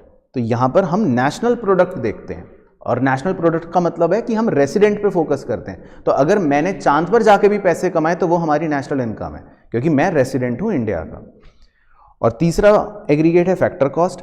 तो इसका मतलब है कि यहाँ पर हम सिर्फ क्या लेते हैं? प्रोडक्ट की कॉस्ट लेते हैं, या इनकम का कॉस्ट लेते हैं, उसकी मार्केट प्राइस नहीं लेते, क्योंकि MP मतलब होता है मार्केट प्राइस, FC मतलब होता है फैक्टर कॉस्ट। तो नेशनल इनकम जो है वो NNPFC से संबोधित किया जाता है। बाकी दूसरा इसका छोटा भाई जो है वो भी पता होना चाहिए, डोमेस्टिक इनकम। तो उसको हम किस वेरिएबल से संबोधित करते हैं? NDPFC से। तो अगर मैं उसका जल्दी से आपको ब्रेकअप समझा दूं, तो N का मतलब क्या हो गया पहले वाले? नेट। तो यानी यहां पर भी मुझे डेप्रीसिएशन को एक्सक्लूड करना है, ग्रॉस वैल्यू नहीं लेनी, नेट वैल्यू लेनी है। दूसरा सबसे फोकस पॉइंट DP मतलब डोमेस्टिक प्रोडक्ट। तो यहां पर जो मेरा कॉन्सेप्ट चल रहा है मेन, वो चल रहा है कौन सा? डोमेस्टिक टेरिटरी वाला। तो जब भी हम डोमेस्टिक इनकम की बात करते हैं तो हमारा फोकस पॉइंट होता है टेरिटरी पर, कि पैसे आपने इंडिया की टेरिटरी पर कमाने होने जरूरी हैं। तो अगर मैंने चांद पे पैसे कमाए तो क्या वो काउंट होएगा यहाँ? नहीं। विराट कोहली ने USA में पैसे कमाए, क्या वो काउंट होगा यहाँ? नहीं। क्रिस गेल ने इंडिया में पैसा कमाया तो काउंट होगा, क्योंकि यहां पर हम क्या देख रहे हैं? टेरिटरी। तो यहां पर हमको देखना है कि पैसा कहां कमाया जा रहा है, किस टेरिटरी पर कमाया जा रहा है। तो डोमेस्टिक इनकम जो है वो टेरिटरी पर फोकस करती है। बाकी FC मतलब तो फैक्टर कॉस्ट, वो आपको पता ही चल गया कि हमें यहाँ पे मार्केट प्राइस से मतलब नहीं, हम सिर्फ फैक्टर कॉस्ट ले रहे होते हैं। तो अब जो फोकस पॉइंट ये है कि नेशनल इनकम कैलकुलेट कैसे करते हैं। तो नेशनल इनकम कैलकुलेट करने के लिए जो हमारा पहला मेथड होता है वो होता है प्रोडक्शन मेथड, या जिसको हम कहते हैं value added method. Value added method की कहानी जो है वो बहुत ही सिंपल होती है। वो कहानी ऐसे शुरू होती है कि भाई जितने भी देश के अंदर हमारे प्रोडक्शन यूनिट्स हैं, तो प्रोडक्शन यूनिट्स माना जाता है कि देश के अंदर 3 ही हैं, मतलब अगर मैं सेक्टर की बात करूं, कौन कौन से? प्राइमरी सेक्टर, सेकेंडरी सेक्टर और टर्शरी सेक्टर। तो फिलहाल मैं एक सेक्टर के हिसाब से समझाऊंगा जो कहानी, वो हर सेक्टर पे लागू होगी।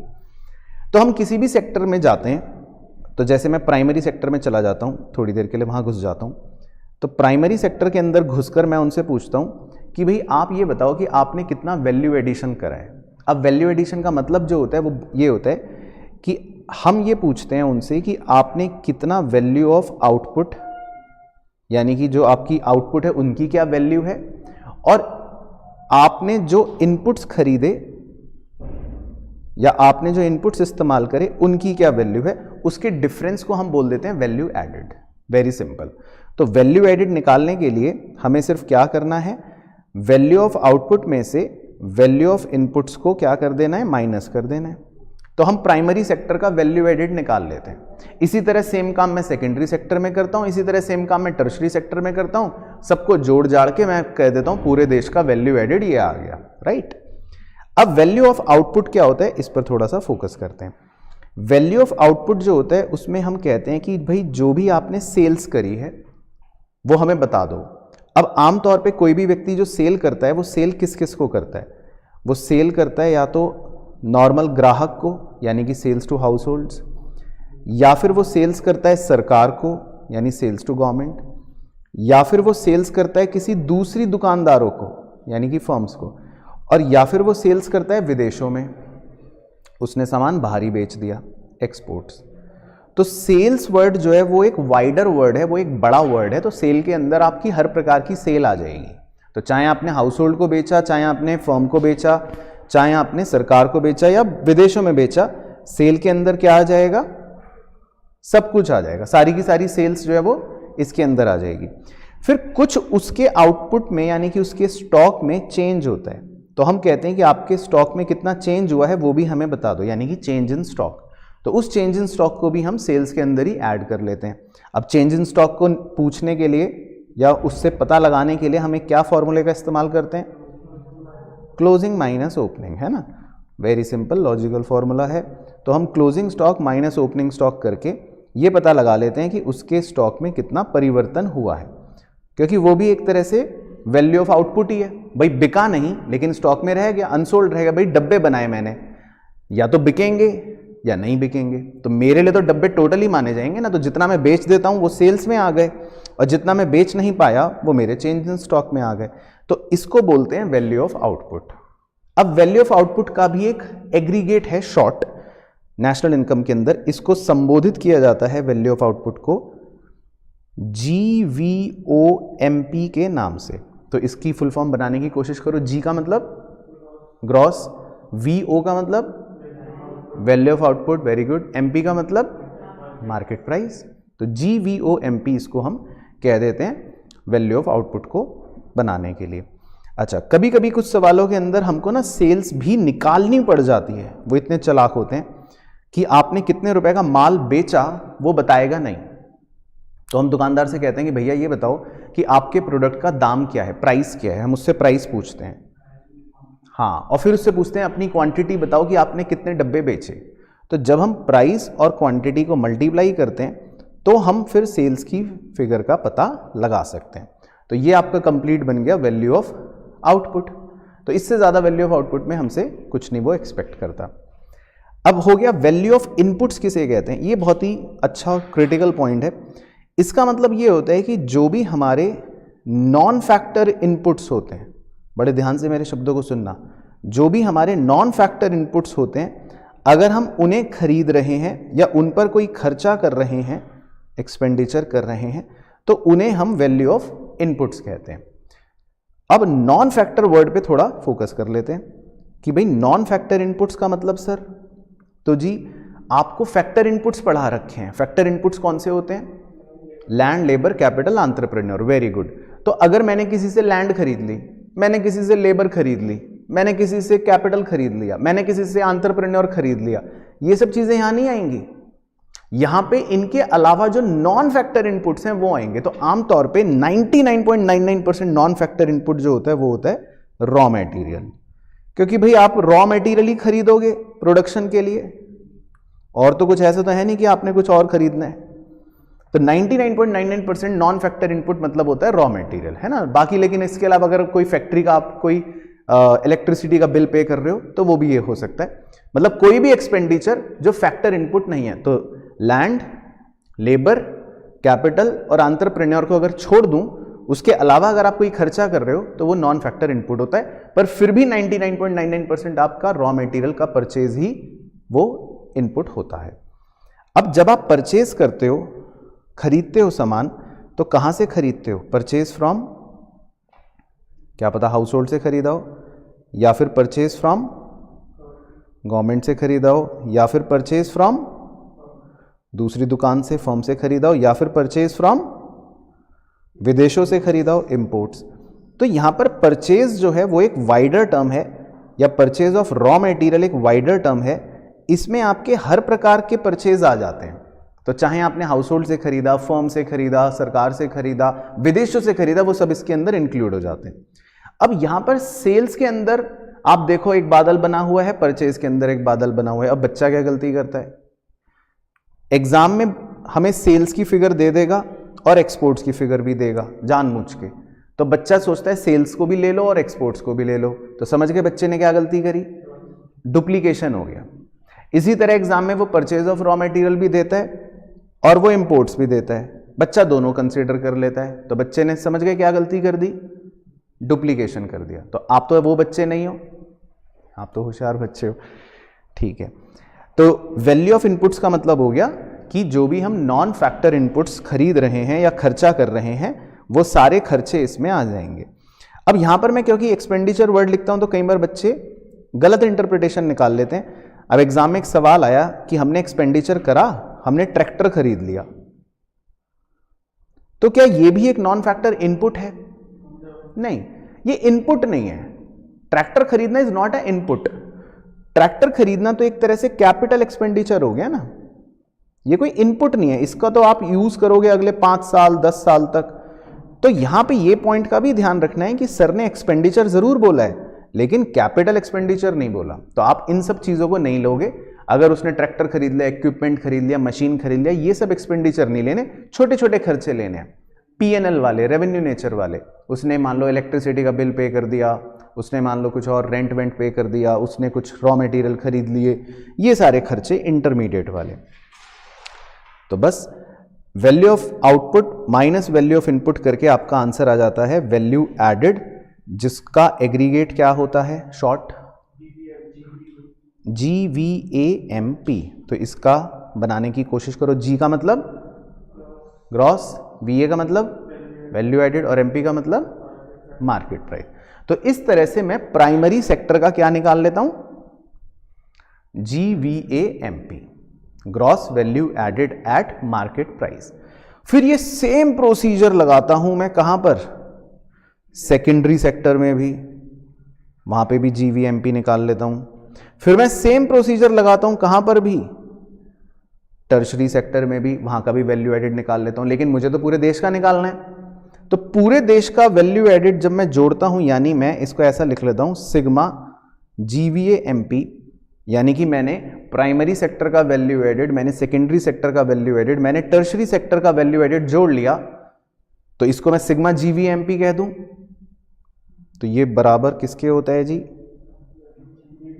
GDPMP के। तो इसे कहा जाता है कि ये है देश का gross domestic product market price पर। तो ये हमारे पूरे देश का GDP कैलकुलेट हो गया। क्लियर हो गया पॉइंट? और फाइनली हम क्या कैलकुलेट करना चाहते हैं?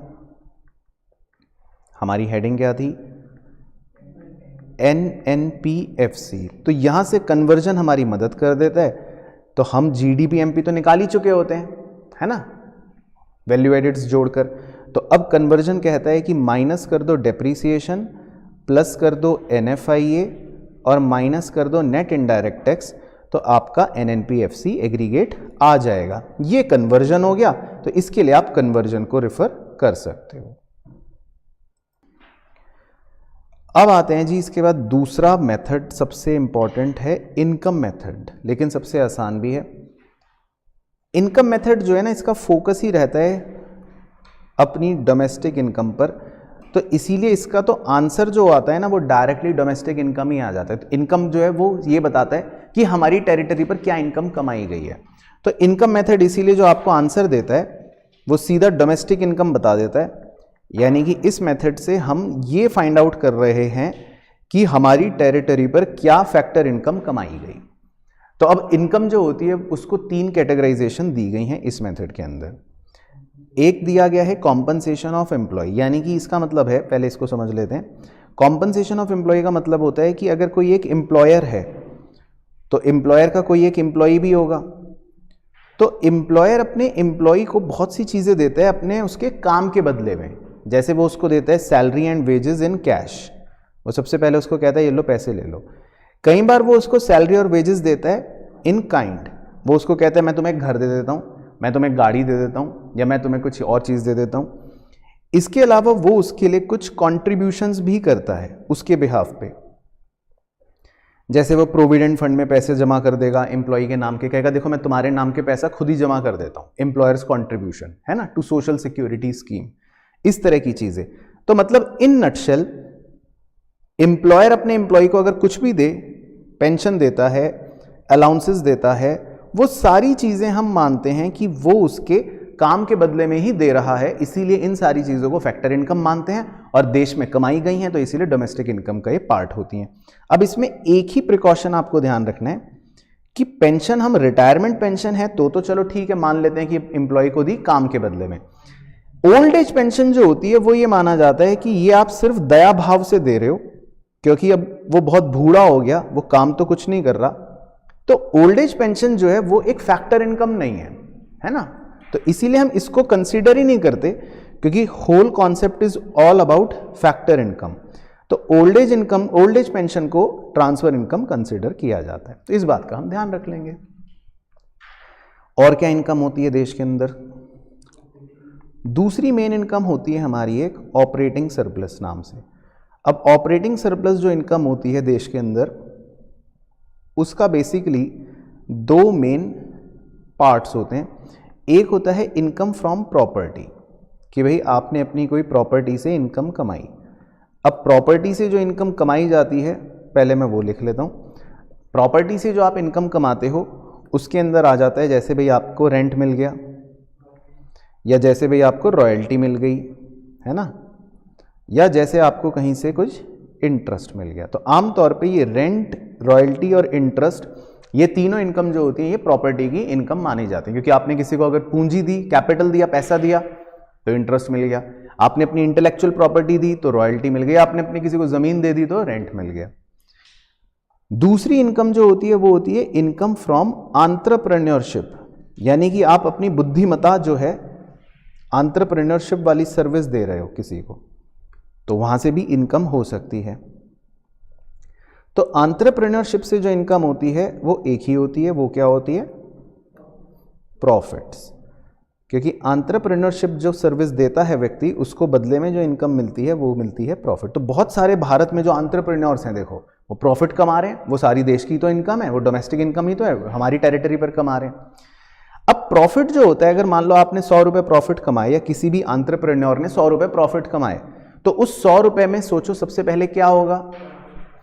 हो सकता है कि सरकार बोले कि लाओ 20 रुपए तो आप हमें कॉर्पोरेट टैक्स दे दो, तो प्रॉफिट का सबसे पहला सब कंपोनेंट बन जाता है कॉर्पोरेट टैक्स, क्योंकि 100 में से शायद आपको 20 रुपए सरकार को टैक्स देना पड़े। अब आपके पास कितने बच गए? 80। फिर कंपनी या प्रॉफिट में से एंटरप्रेन्योर सोचता है कि जो मेरे शेयर होल्डर्स हैं, जो मेरे निवेशक हैं, उनको मैं बदले में क्या दे देता हूं? डिविडेंड दे देता हूं, क्योंकि मेरे पास प्रॉफिट्स तो हैं ही, तो चलो मैं कुछ हिस्सा अपने शेयर होल्डर को दे देता हूं, तो वो उनको डिविडेंड दे देता है। मान लेते हैं 30 रुपए का, तो 20 रुपए टैक्स दे दिया, 30 रुपए का डिविडेंड दे दिया, कितना बच गया? 50। तो वो अपने पास रख लेता है, वो कहता है मैं भविष्य में कभी काम आ जाएगा, तो इसको वो बोल देता है रिटेन्ड अर्निंग्स या अनडिस्ट्रीब्यूटेड प्रॉफिट्स, मतलब ऐसे प्रॉफिट्स जो उसने डिस्ट्रीब्यूट नहीं करे। तो प्रॉफिट्स के ये 3 सब कंपोनेंट्स थोड़ा सा आपको याद रख लेने हैं। तो ये तीनों जो है मिलकर प्रॉफिट्स बन जाते हैं, तो ये हमारा हो गया ऑपरेटिंग सरप्लस। उसके बाद तीसरी और आखिरी प्रकार की जो इनकम होती है वो होती है हमारी mixed income of self employed. Mixed income of self employed का बेसिकली बस थ्योरी मीनिंग होता है कि भारत में जो बहुत सारे सेल्फ एम्प्लॉयड लोग हैं, जैसे जो लोग अपने लिए काम करते हैं, जैसे डॉक्टर हो गए, लॉयर हो गया, कोई प्रोफेशनल सीए हो गया, तो जितने भी सेल्फ एम्प्लॉयड लोग हैं इनकी इनकम में आप अलग अलग नहीं कर सकते, क्योंकि बहुत से सेल्फ एम्प्लॉयड लोग अपना काम खुद करते हैं, वो अपने लेबर खुद ही हैं, वो सुबह आएंगे अपने झाड़ू पोछा कर देंगे, मान लो फॉर एग्जांपल, वो अपनी ही जमीन पे काम कर रहे हैं तो वो अपने आप को ही रेंट भी दे देंगे, वो अपना ही पैसा लगा के इन्वेस्ट करके बिजनेस कर रहे हैं तो वो अपने आप को इंटरेस्ट भी दे देंगे, और वो खुद ही एंटरप्रेन्योर भी होते हैं तो वो अपने आप को प्रॉफिट भी दे देंगे। तो बहुत सारे ऐसे सेल्फ एम्प्लॉयड लोग होते हैं जिनकी इनकम जो है वो मिक्स्ड मानी जाती है, तो ऐसी इनकम को हम कह देते हैं, नाम दे देते हैं mixed income of self employed, यानी कि इनकी इनकम जो है वो मिक्स है, ये अपने आप को ही लेबर की तरह काम करके वेजेस भी दे रहे हैं, ये अपने आप को ही अपनी कैपिटल के बदले में इंटरेस्ट भी दे रहे हैं, ये अपनी एंटरप्रेन्योरशिप सर्विस के बदले में अपने आप को प्रॉफिट भी दे रहे हैं, तो आप इनकी इनकम को अलग अलग नहीं कर सकते, इसको बोल देते हैं mixed income of self employed. तो ये भी हमारी टेरिटरी पर कमाई गई इनकम है। तो इन तीनों को जोड़कर क्या आ गया, एनडीपीएफसी यानी डोमेस्टिक इनकम। अब लेकिन हमें मान लो फाइनली जो निकालना होता है वो क्या निकालना होता है, एनएनपीएफसी यानी नेशनल इनकम। तो वहां पर कन्वर्जन हमारी मदद कर देता है, एनडीपीएफसी हमारे पास होता है तो हम उसके अंदर एनएफआईए को ऐड कर लेते हैं, तो ये ऑटोमेटिकली कन्वर्जन की मदद से क्या बन गया, नेशनल इनकम। तो ये हो गया हमारा इनकम मेथड। अब इसमें वैल्यू एडेड मेथड और इनकम मेथड जो मैंने अभी आपके साथ डिस्कस करा, इन दोनों ही मेथडों को पढ़ने के बाद कुछ बातें हमें पता होनी चाहिए, तो इसीलिए बड़े से बादल में डिस्कस कर रहा हूं। दोनों मेथडों के अंदर हमको यह पता होना चाहिए कि कुछ इनके प्रिकॉशंस होते हैं दोनों मेथडों के, या इनफैक्ट तीसरा भी पढ़ेंगे तो उसके भी होते हैं, तो जिन बातों का हमें नेशनल इनकम में ध्यान रखना पड़ता है। जैसे फॉर एग्जाम्पल कि भाई कोई मान लो सेकेंड हैंड गुड्स आपने बेचा, तो क्या आप उसके पैसे को जो बेचकर कमा रहे हो क्या वो नेशनल इनकम में इंक्लूड करा जाएगा, तो आंसर है नो। ये प्रिकॉशन इसलिए बताते हैं क्योंकि भाई जो गुड्स सेकेंड हैंड है तो इसका मतलब वो तो पहले ऑलरेडी प्रोड्यूस हो चुके होंगे, वो तो पहले ऑलरेडी वैल्यू एडिड मेथड में वैल्यू एडिशन की तरह आ चुके होंगे, उस समय इनकम उनकी जो हुई होगी वो जुड़ चुकी होगी। अब आप उनको दोबारा तिबारा चौबारा बार बार बेचे जाओगे तो वो कंसीडर नहीं किया जाता एज न्यू प्रोडक्शन, क्योंकि सेकेंड हैंड गुड्स बनाने से कोई नया प्रोडक्शन तो नहीं हुआ, और जब तक कोई नया प्रोडक्शन नहीं हुआ तो इकोनॉमिस्ट्स कहते हैं कि भाई इसको नेशनल प्रोडक्ट की तरह काउंट मत करो या इसको नेशनल इनकम में कंसीडर मत करो। लेकिन अगर सेकेंड हैंड गुड को बिकवाने के लिए या बेचने के लिए किसी ब्रोकर ने आपकी मदद करी है तो ऑब्वियसली ब्रोकर तो अपने काम के लिए क्या लेगा, कमीशन लेगा। तो क्या ब्रोकर के कमीशन को भी हम नेशनल इनकम में कंसीडर ना करें, करेंगे बिल्कुल। तो ये बातों का ध्यान रखना है, इसीलिए इस हेडिंग का नाम है प्रिकॉशन, क्योंकि ब्रोकर ने तो आपको एक सर्विस दी है ना, उसने तो अपनी नई मेहनत करी है ना, आप पुराना गुड लेकर आए, उसमें ब्रोकर की मेहनत तो पुरानी नहीं है ना, ब्रोकर ने तो आज नई मेहनत करी है।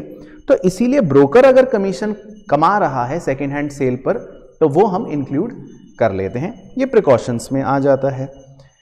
इसी तरह वैल्यू एडिशन में एक पॉइंट होता है प्रोडक्शन फॉर सेल्फ कंजम्पशन। अब कोई किसान है, उसने बहुत सारे राइस उगाए, चावल उगाए और वो बाजार में उसने बेच दिया तो आप कह दोगे सेल हो गई।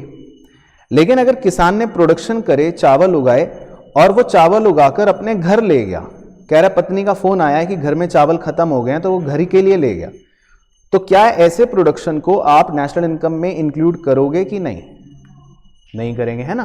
तो ऐसा बच्चे को लगता है, तो इसीलिए इसका बड़ा सा टिक लगा लेना, बिल्कुल करेंगे, क्योंकि नई प्रोडक्शन हुई है, देश में प्रोडक्शन तो हुआ है ना, नया चावल उगाया है किसान ने मेहनत करके पसीना बहा के, तो आप इसको नेशनल इनकम में अवश्य इंक्लूड करेंगे। यानी कि प्रोडक्शन फॉर सेल्फ कंजम्पशन जो होता है वो भी एज गुड एज सेल होता है। अब देखो जैसे इसका एग्जांपल देता हूं, मान लो मैंने पेन बनाया, ये पेन मैंने आपको बेच दिया 100 रुपए में, तो आप कह रहे हो प्रोडक्शन हुई। अब यही पेन मान लो मैं घर लेके अपनी पत्नी को बेच दूं तो आप कह रहे हो प्रोडक्शन नहीं हुई, तो ये तो गलत हो गया। तो प्रोडक्शन अगर हुई है तो चाहे वो मैं बेचूं चाहे मैं अपने घर ले जाऊं, सेल्फ कंजम्पशन के लिए भी जो प्रोडक्शन है वो क्या है, हमारे नेशनल प्रोडक्ट का पार्ट होती है। और क्या प्रिकॉशंस हैं जी? एक प्रिकॉशन ये है कि कई बार ऐसा भी आता है एग्जाम में कि हमने इनकम टैक्स पे करा या कंपनी ने कॉरपोरेट टैक्स पे करा, तो क्या इन्हें नेशनल इनकम में इंक्लूड करा जाए, ये प्रश्न आ जाता है। तो इसके भी प्रिकॉशन पे चर्चा कर लेते हैं। तो हमने मान लो इनकम टैक्स दिया, आप पूछ भी रहे थे कि हमें इनकम हुई, हम उस इनकम में से टैक्स दे देते हैं। या कंपनी को देखो प्रॉफिट होता है, अभी ऊपर हमने पढ़ा भी था, है ना, वो रहा एंटरप्रेन्योरशिप के नीचे, कंपनी को प्रॉफिट हुआ तो कंपनी उस प्रॉफिट में से टैक्स दे देती है। हमने फिगर्स भी ऐसी ओरली लिख ली थी कि मान लो हमारा प्रॉफिट हुआ 100 रुपये का, तो कंपनी उसमें से कितना टैक्स दे रही है, 20, 30 रुपये डिविडेंड के दे रही थी और 50 रुपये कंपनी के पास बच गए थे। तो ये जो कॉरपोरेट टैक्स है 20 रुपये, वो इस पर सवाल करते हैं कि क्या इसे हम इंक्लूड कर लें नेशनल इनकम में। तो आंसर है यस, ऐसा बच्चा सोचता है ना, जैसे मैडम कह रही हैं। तो इसका आंसर है नो, क्योंकि जब हम प्रॉफिट्स को ऑलरेडी इंक्लूड कर चुके हैं, हमने प्रॉफिट्स को काउंट कर लिया कि वो हमारी नेशनल इनकम में है, तो प्रॉफिट को काउंट करने के बाद इन चीज़ों को अलग से कभी भी काउंट नहीं किया जाता, क्योंकि ये तो सरकार को हम एक कंपलसरी पेमेंट्स कर रहे हैं और ये तो ऑलरेडी प्रॉफिट का भाग है। तो अगर आपने प्रॉफिट 100 रुपये ऑलरेडी ले रखा है इनकम के अंदर, और जो हम मान रहे हैं कि आपने ले रखा है, तो फिर क्या आप अलग से अब कॉर्पोरेट टैक्स 20 को नेशनल इनकम में इंक्लूड करोगे? नहीं करोगे। तो यही इसमें एक प्रिकॉशन वाला पॉइंट है। इस पर क्वेश्चन एग्जाम में पूछता है, तो इसीलिए इसी का मैंने डिस्कशन ज़रूरी समझा। तो ये प्रिकॉशन भी हमको याद रखना है कि हम ऐसा इनकम टैक्स या कॉर्पोरेट टैक्स अगर वो बोलेगा कि क्या इनको हम नेशनल इनकम में इंक्लूड करें, तो आप कहोगे नहीं, क्योंकि ये ऑलरेडी प्रॉफिट्स का पार्ट है और प्रॉफिट्स तो ऑलरेडी नेशनल इनकम में आ चुके हैं। तो ये सिर्फ कंपलसरी पेमेंट्स की जा रही हैं सरकार को, तो इन्हें हम कभी भी अपने नेशनल इनकम में इंक्लूड नहीं करेंगे। इसके अलावा एक दो बेसिक प्रिकॉशंस हैं जो मैं मान के चल रहा हूं कि सबको पता होंगी, कि कोई अगर इलीगल ट्रांजैक्शन से पैसा कमाया है या प्रोडक्शन हुई है तो वो काउंट नहीं होती हैं। या अगर कोई सर्विस, जैसे घर में मदर होती हैं जो out of love and affection service provide करती हैं, तो वो भी चीज़ें सब काउंट नहीं होती हैं, क्योंकि उनका कोई मॉनेटरी वैल्यू नहीं हो पाता। तो ये हो गए कुछ बेसिक प्रिकॉशंस। फिर है इसके बाद आपका तीसरा और आखिरी मेथड नेशनल इनकम कैलकुलेट करने का, जो सबसे मज़ेदार और सबसे ही इजी मेथड है, वो है खर्चा। देश के अंदर जो खर्चा हुआ, यानी कि एक्सपेंडिचर मेथड।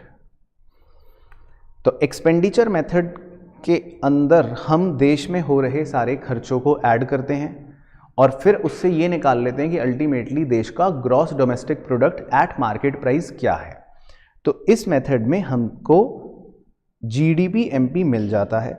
अब देश में होने वाले खर्चे जो होते हैं वो होते हैं private final consumption expenditure. Private final consumption expenditure का मतलब हो गया जैसे आपके और मेरी तरह जितने भी हाउस होल्ड्स होते हैं, है ना, जिनको हम हाउस होल्ड्स कह सकते हैं। तो हाउस होल्ड्स लोग जो भी अपना खर्चा करते हैं कंजम्पशन पर, हम सुबह से लेकर शाम तक बहुत सारी चीज़ें कंज्यूम करते हैं ना, कंज्यूमर गुड्स कंज्यूम करते हैं। आपने ब्रेड खरीदा, अंडे खरीदे, दूध खरीदा या शर्ट खरीदी, जूते खरीदे, जो भी खर्च खरीदा, तो हाउस होल्ड अपना जो भी खर्चा करता है कंजम्पशन पर, that is basically PFCE, private final consumption expenditure. इसी तरह सरकार भी कंजम्पशन पे खर्चे करती है, गवर्नमेंट फाइनल कंजम्पशन एक्सपेंडिचर। तो सरकार क्या क्या कंजम्पशन पर खर्चा कर सकती है? भाई सरकार खर्चा कर सकती है, भाई उसको अपने सरकारी एम्प्लॉयज़ को सैलरी देनी होती है, वो खर्चा है। उसको अपने सरकारी दफ्तर में हो सकता है कुछ एडमिनिस्ट्रेशन खर्चे करने पड़े, वो उसका खर्चा है। तो इसमें सारे के सारे सरकार के कंजम्पशन खर्चे आ गए। तीसरा होता है देश के अंदर जो सबसे बड़ा और मेन खर्चा होता है, वो होता है निवेश का खर्चा, है ना, जो बिजनेस हाउसेस करते हैं, यानी कि इन्वेस्टमेंट का खर्चा, जिसे को बोला जाता है डिजाइनर टर्मिनोलॉजी में ग्रॉस डोमेस्टिक कैपिटल फॉर्मेशन। अब ग्रॉस डोमेस्टिक कैपिटल फॉर्मेशन जो है, यानी कि जिसको मैं सिंपल भाषा में ग्रॉस इन्वेस्टमेंट कहता हूं, तो ये क्या होता है इसको समझ लेते हैं कि भाई कोई मुकेश अंबानी साहब हैं या कोई रतन टाटा साहब हैं, ये कैसा निवेश का खर्चा करते हैं, यानी GDCF क्या होता है। तो इन्वेस्टमेंट जो होती है वो दो प्रकार की मानी जाती है। एक होती है फिक्स्ड इन्वेस्टमेंट। तो फिक्स्ड इन्वेस्टमेंट का मतलब तो ये हो गया कि भाई ऐसा निवेश आप कर रहे हो जो लंबी अवधि तक चलता है, तो इसीलिए इसके नाम में क्या है, फिक्स्ड इन्वेस्टमेंट। और दूसरा इन्वेस्टमेंट होता है कि भाई जो आपका छोटे-मोटे इन्वेस्टमेंट्स है, रॉ मटेरियल वगैरह आप खरीद लेते हो, स्टॉक खरीद के अपने पास रख लेते हो, है ना मुकेश अंबानी साहब, तो उसको हम बोल देते हैं इन्वेंट्री इन्वेस्टमेंट।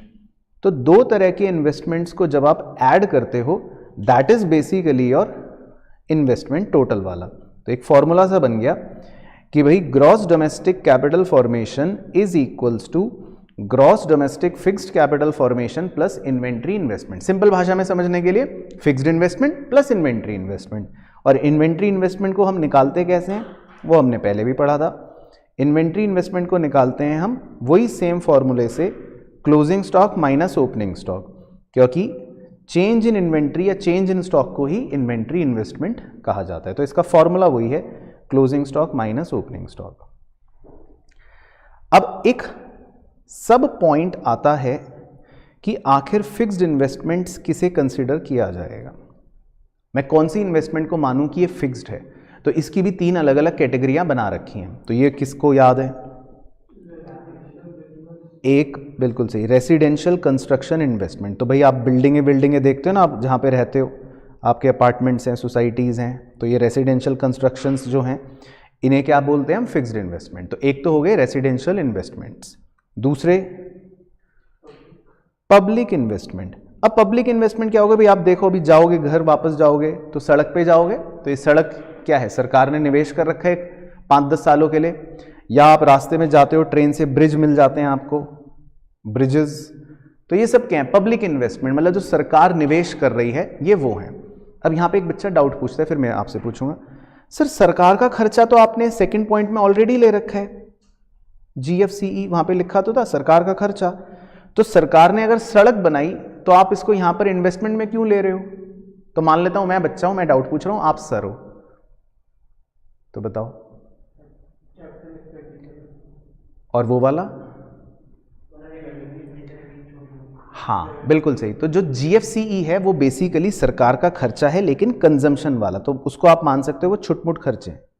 लेकिन यहां पर जो सरकार का खर्चा है पब्लिक इन्वेस्टमेंट, ये है बहुत बड़े वाला, एक तरह से ये है फिक्स्ड नेचर का, 5 साल 10 साल के लिए जो हो रहा होता है। तो इस बात का भी थोड़ा सा हम कॉन्सेप्चुअली ध्यान रखेंगे। तो एक हो गई रेसिडेंशियल इन्वेस्टमेंट, एक हो गई पब्लिक इन्वेस्टमेंट, तीसरी और आखिरी बिजनेस इन्वेस्टमेंट। भाई मुकेश अंबानी साहब ने इक्विपमेंट्स खरीदे बड़े बड़े अपनी फैक्ट्री के लिए, बड़े बड़े प्लांट्स उन्होंने खरीदे या मशीनरी खरीदी, तो इन सब इन्वेस्टमेंट्स को हम कहते हैं बिजनेस इन्वेस्टमेंट्स। तो अब देखो इससे आपका क्या फॉर्मूला बन रहा है कि अगर मान लो आपको फिक्स्ड इन्वेस्टमेंट कभी निकालने को आ जाए फॉर एग्जांपल, तो आप 3 इन्वेस्टमेंट्स को जोड़ लोगे। कौन कौन सी, residential investment plus public investment plus business investment, इन तीनों को ऐड करके अपने को क्या मिल जाएगा, फिक्स्ड इन्वेस्टमेंट। और जब हम फिक्स्ड इन्वेस्टमेंट और इन्वेंट्री इन्वेस्टमेंट को जोड़ लेते हैं तो हमें क्या मिल जाता है, ग्रॉस इन्वेस्टमेंट या GDCF, जो हमारा अल्टीमेटली खर्चा नंबर 3 होता है। तो 3 खर्चे हम लिख चुके, PFCE लिख चुके, GFCE लिख चुके, GDCF लिख चुके। फिर एक आखिरी खर्चा होता है कि जो गुड्स हमने बनाए तो इंडिया में है लेकिन वो बेच दिए बाहर, तो उनको बनाने का खर्चा तो इंडिया में ही आया। हाँ वो अलग बात है कि वो बिके बाहर है, यानी कि हमने सेल उनको विदेशों में करा है, तो उसको बोलते हैं एक्सपोर्ट्स। लेकिन क्योंकि जब हम एक्सपोर्ट्स को कंसीडर कर रहे हैं तो ऐसे बहुत से डब्बे हमारे देश में होंगे जो बने तो बाहर हैं पर खरीद हमने यहां पे लिए, तो वो काउंटिंग में तो यहां पर दिख रहे होंगे, लेकिन वो क्या वो यहां पर बने हैं, नहीं, वो बने तो बाहर है, उनको बनाने का खर्चा तो बाहर विदेशों में आया होगा। तो ऐसे डब्बों की वैल्यू को हम हटा देते हैं, हम कहते हैं ये डब्बे हमारे नहीं है, यानी कि इंपोर्ट्स को हम माइनस कर देते हैं। तो एक खर्चा बन गया जिसका नाम पड़ गया तब से नेट एक्सपोर्ट्स। तो नेट एक्सपोर्ट्स का मतलब है एक्सपोर्ट्स माइनस इंपोर्ट्स। तो बेसिकली इसको मैंने x माइनस एम करके ही लिख दिया, x का मतलब एक्सपोर्ट्स, m का मतलब इंपोर्ट्स। तो हम कुल मिलाकर 4 खर्चे जोड़ रहे होते हैं। तो एक बार अपने मुंह से बोल लो, पहला खर्चा PFCE, दूसरा खर्चा, तीसरा खर्चा और चौथा खर्चा नेट एक्सपोर्ट्स, है ना, x माइनस एम। अच्छा, कभी कभी एग्जामिनर चालाकी करेगा, वो आपको नेट एक्सपोर्ट्स वर्ड की जगह शायद हो सकता है नेट इंपोर्ट्स वर्ड दे दे। तो इसका मतलब यह है कि यहां पर इंपोर्ट्स जो है वो ज्यादा है और एक्सपोर्ट्स जो है कम है, तो फिर आप इसको ओवरऑल को माइनस कर देना, दैट मीन्स कि यहां पर नेगेटिविटी ज्यादा है। अब इसमें कन्वर्जन कभी कभी जीडीसीएफ में भी लगाने को आ जाते हैं। तो फॉर एग्जांपल जीडीसीएफ यानी ग्रॉस इन्वेस्टमेंट की बजाय वो आपको अगर नेट इन्वेस्टमेंट दे दे यानी एनडीसीएफ दे दे, तो आपको फिर वही कन्वर्जन टूल लगाना है जो नेट और ग्रॉस में आपको सिखाया था। तो फॉर्मूला क्या बन जाएगा? Plus depreciation. सेम चीज वो फिक्स्ड इन्वेस्टमेंट के साथ भी कर सकता है। हो सकता है वो बोल दे gross domestic fixed capital formation देने की बजाय वो net domestic fixed capital formation दे दे, तो उस केस में फिर से आप क्या कर दोगे? Plus depreciation. तो कन्वर्जन के टूल्स जो हैं वो आपके नेट और ग्रॉस के बीच में यहां पर भी लगवा सकता है। तो उसके लिए आप थोड़े सावधान रहना कि आपको नेट दिया है कि ग्रॉस दिया है, तो जो भी दिया होगा उस हिसाब से फिर हम कन्वर्ट कर लेंगे। और फाइनली भी बता दो, एक्सपेंडिचर मेथड से हमें क्या मिल जाता है? जीडीपीएमपी। तो एक्सपेंडिचर मेथड से जीडीपीएमपी जब हमें मिल गया तो फाइनली नेशनल इनकम कैलकुलेट करने के लिए हम क्या यूज करेंगे? Conversion. Same minus depreciation plus NFIA minus net indirect tax. और इसके भी प्रिकॉशंस मोटा मोटा वही सेम होते हैं कि आपको ट्रांसफ़र इनकम वगैरह नहीं लेनी, कोई सेकेंड हैंड गुड पर खर्चा करा है तो वो नहीं लेना, कोई आपने इलीगल इनकम अगर करी है वो नहीं लेनी, ये सब। तो कुल मिलाकर अगर न्यूमेरिकल्स की बात करूं तो तीनों तरह के मेथड्स और कन्वर्जन का कॉन्सेप्ट कंप्लीट। तो समझ आया? रिवाइज हुआ? परफेक्ट।